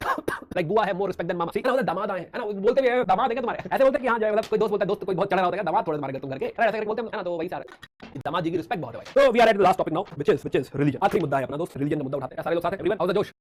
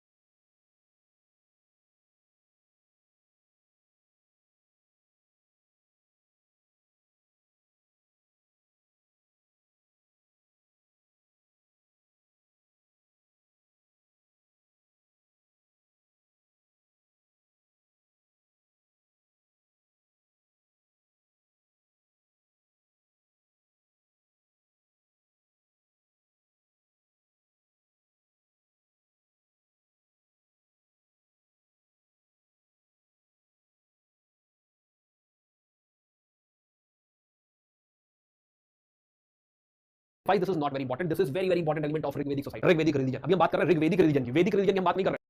बस इतना ही धर्म है, इससे ज्यादा धर्म की बात नहीं। हमने समझा कि हाँ जो है रिलीजियस ऑटोक्रेसी है, जो भी धर्म का जानकार है उसकी वैल्यू स्टेटस सोसाइटी में ज्यादा है। लेकिन हमने समझा कि 33 तरह के देवी देवता है, इसको वही देवी देवताओं के डिस्कशन में डाल सकते हो अलग से लिखने की वजह। एज पर मैक्स मूलर जरूरत पड़े देखो, ना जरूरत पड़े मत देखो। बट अच्छा पॉइंट है हीनोथिज्म, जो कि कहता है कि हर भगवान अपनी हाइंस में सर्वसर्वा सबसे इंपॉर्टेंट भगवान है। राइट, सिमिलरली बात करें नेचुरलिस्टिक पॉलिथिज्म की, यहाँ बहुत सारे भगवान हैं और पर्सोनिफाइड है नेचुरल फोर्सेस। यहाँ वो भगवान इंद्र जो है वो क्या है, देवता है जब बारिश के। राइट, सिमिलरली जो है वरुण क्या है, जल देवता है। अग्नि क्या है, अग्नि देवता। तो जो नेचुरल फोर्सेस है उन्हीं को भगवान मान लिया गया। राइट, प्लस हमने समझा कि प्रेयर इज वेरी इंपॉर्टेंट। यहाँ आप हाइंस पढ़ रहे हो, भगवान को धन्यवाद दे रहे हो। राइट, उसे कह रहे हो भगवान हमको प्रजा, हमको बच्चे दे देना, सन्स दे देना, हमको जो है पशु और दे देना, इस तरह के आप डिमांड कर रहे हो। बट ऐसा नहीं कि मंत्र पढ़ दिया तो मिल ही जाएगा। आप भी समझते हो बात कैसा नहीं। सेकंड, रिचुअल्स वगैरह बहुत इंपॉर्टेंट यहाँ पे। तो जो है यहाँ पे बहुत सारे प्रीस्ट की बात करी गई है, अभी सब रीड करिएगा आप, इसमें बात नहीं करनी है हमको। बहुत सारे प्रीस्ट की बात करी गई है जिसमें ब्राह्मण एक तरह का प्रीस्ट, राइट, सारे ब्राह्मण नहीं, एक तरह का प्रीस्ट है ब्राह्मण। तो कहते हैं कि कुछ 16 क्लास होती है प्रीस्ट, उसमें एक क्लास है ब्राह्मण जो कि इंपॉर्टेंट हो जाएगी। होत्री, अध्वर्यु, अग्नि, वरुण, ऐसे करके बहुत सारे प्रीस्ट एग्जिस्ट करते हैं। प्लस जब भी वो इस तरह का कुछ यज्ञ करेंगे तो उनको दक्षिणा मिलेगी, पहले भी समझा। अनदर इंपॉर्टेंट थिंग जो आप लिख सकते हैं, कोई मंदिर नहीं है, कोई मूर्ति नहीं, राइट है ना। आप सरप्राइज हो सकते हैं इस बात से, बट अभी कोई मंदिर का कांसेप्ट नहीं है, कोई मंदिर नहीं बनाया गया है, कोई ऐसा मूर्ति पूजन की बात यहाँ पे नहीं हो रही है। राइट, सिर्फ प्रेयर की बात हो रही है। आप प्रेयर कर सकते हैं, आप यज्ञ कर सकते हैं, बट ऐसा कोई मूर्ति का डिस्कशन कहीं भी नहीं। तो कोई मूर्ति नहीं, कोई मंदिर नहीं, इस तरह के धर्म। रीत की हम ऑलरेडी बात कर चुके हैं। फ्यूनररी प्रैक्टिस हमने ऑलरेडी बात करी कि क्रिमेशन इंपॉर्टेंट है बट बरियल भी होता है। इसे माना गया है कि शरीर में जाने के बाद there is some vital force, जिसे असु कहा गया है, या फिर कोई स्पिरिट है या मनस है, मन है, ऐसा कुछ होता है। और स्वर्ग नरक में भी विश्वास किया है। अब ये सब थोड़ा खुद पढ़िएगा ना, इसको जो है रीड कर लीजिएगा। चलिए, सो एक लास्ट पॉइंट ऋग्वेदा का है, बट चलो ठीक है, जो है इसको पढ़ेंगे, इसको जो है नेक्स्ट क्लास में यहीं से शुरू करेंगे। ऋग्वेद से शुरू करेंगे, यहाँ ऋग्वेद में क्या है, यहाँ से कहानी शुरू है। अच्छा, अगेन मैंने कहा था कि जो है थोड़ा सा डिस्कशन है बट नहीं रहे। अच्छा गुरु ये ऋग्वेद आप खुद पढ़ोगे, राइट है ना। जब मैं वैदिक लिटरेचर पढ़ाऊंगा तब मैं बात करूंगा जो है इसकी, लेकिन ये ऋग्वेद आप खुद पढ़ोगे। हालांकि मैं ब्रीफ करूंगा नेक्स्ट, डोंट वरी, बट आप ऋग्वेद पढ़ेंगे, ये भी आपका होमवर्क है, क्योंकि मैं इसमें ऑलरेडी मेन बात कर चुका हूं। राइट, ऐसा कुछ बहुत बड़ी बातें रह नहीं रही, तो आप पढ़ सकते हैं, खुद ही पढ़ सकते हैं। शॉर्ट ब्रीफ मैं नेक्स्ट क्लास में दूंगा। Again in the end we have सिन्होदी आपका होमवर्क है, छुट्टियों में आप ऐसे ग्राफ की तरह इसको करेंगे।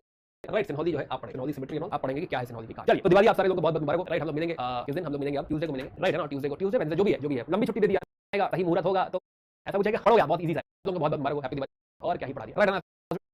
हाँ नहीं, दोनों पॉइंट अवेलेबल है, डिपेंड करता है कि सवाल में आप किस तरफ कंक्लूड करना चाहते हैं, सवाल किस डायरेक्शन का है, आप क्या कंक्लूड करना चाहते हैं, या कंक्लूड करना भी चाहते हैं नहीं करना चाहते हैं, आपके ऊपर। चलिए, तो बहुत दिवाली की आपको बहुत बहुत शुभकामनाएं। मेरे हिसाब से पटाखे वटाखे ना जला के लाइट जलाइए, राइट है ना। जो ऑलरेडी बहुत पोल्यूशन है, बड़ा दुखदाई है ना, जो है तबीयत सही नहीं हो रही, ज़्यादा सही नहीं हो रहा पूरी तरह से। आप लोग भी सेफ दिवाली जो है, अगर आप जला रहे तो सेफ्टी का जो हमने किया है, जैसे दिवाली सेलिब्रेशन। तो sir all points are included in NCERT, जो भी मुझे लगता है कि हाँ इंपॉर्टेंट था वो ऐड कर दिया एनसीईआरटी का। बाकी अब इसके आगे क्या ही एनसीईआरटी लिखेंगे, राइट है ना। तो जो है इससे परेशान नहीं होना, और अगर जो है पढ़ना एनसीईआरटी तो पढ़ लो, स्पेशली जिनको समझ में नहीं आ रहा, जिनको ऊपर से जा रहा है। राइट, मेरा रिकमेंडेशन है कि आप एनसीईआरटी पढ़िए। बाकी दिवाली की बहुत बहुत शुभकामनाएं, आप लोग को बच्चा करे, खूब बढ़िया करे। राइट, डाउट्स लेटर वेदिक करके हम लोग डाउट्स, ठीक है।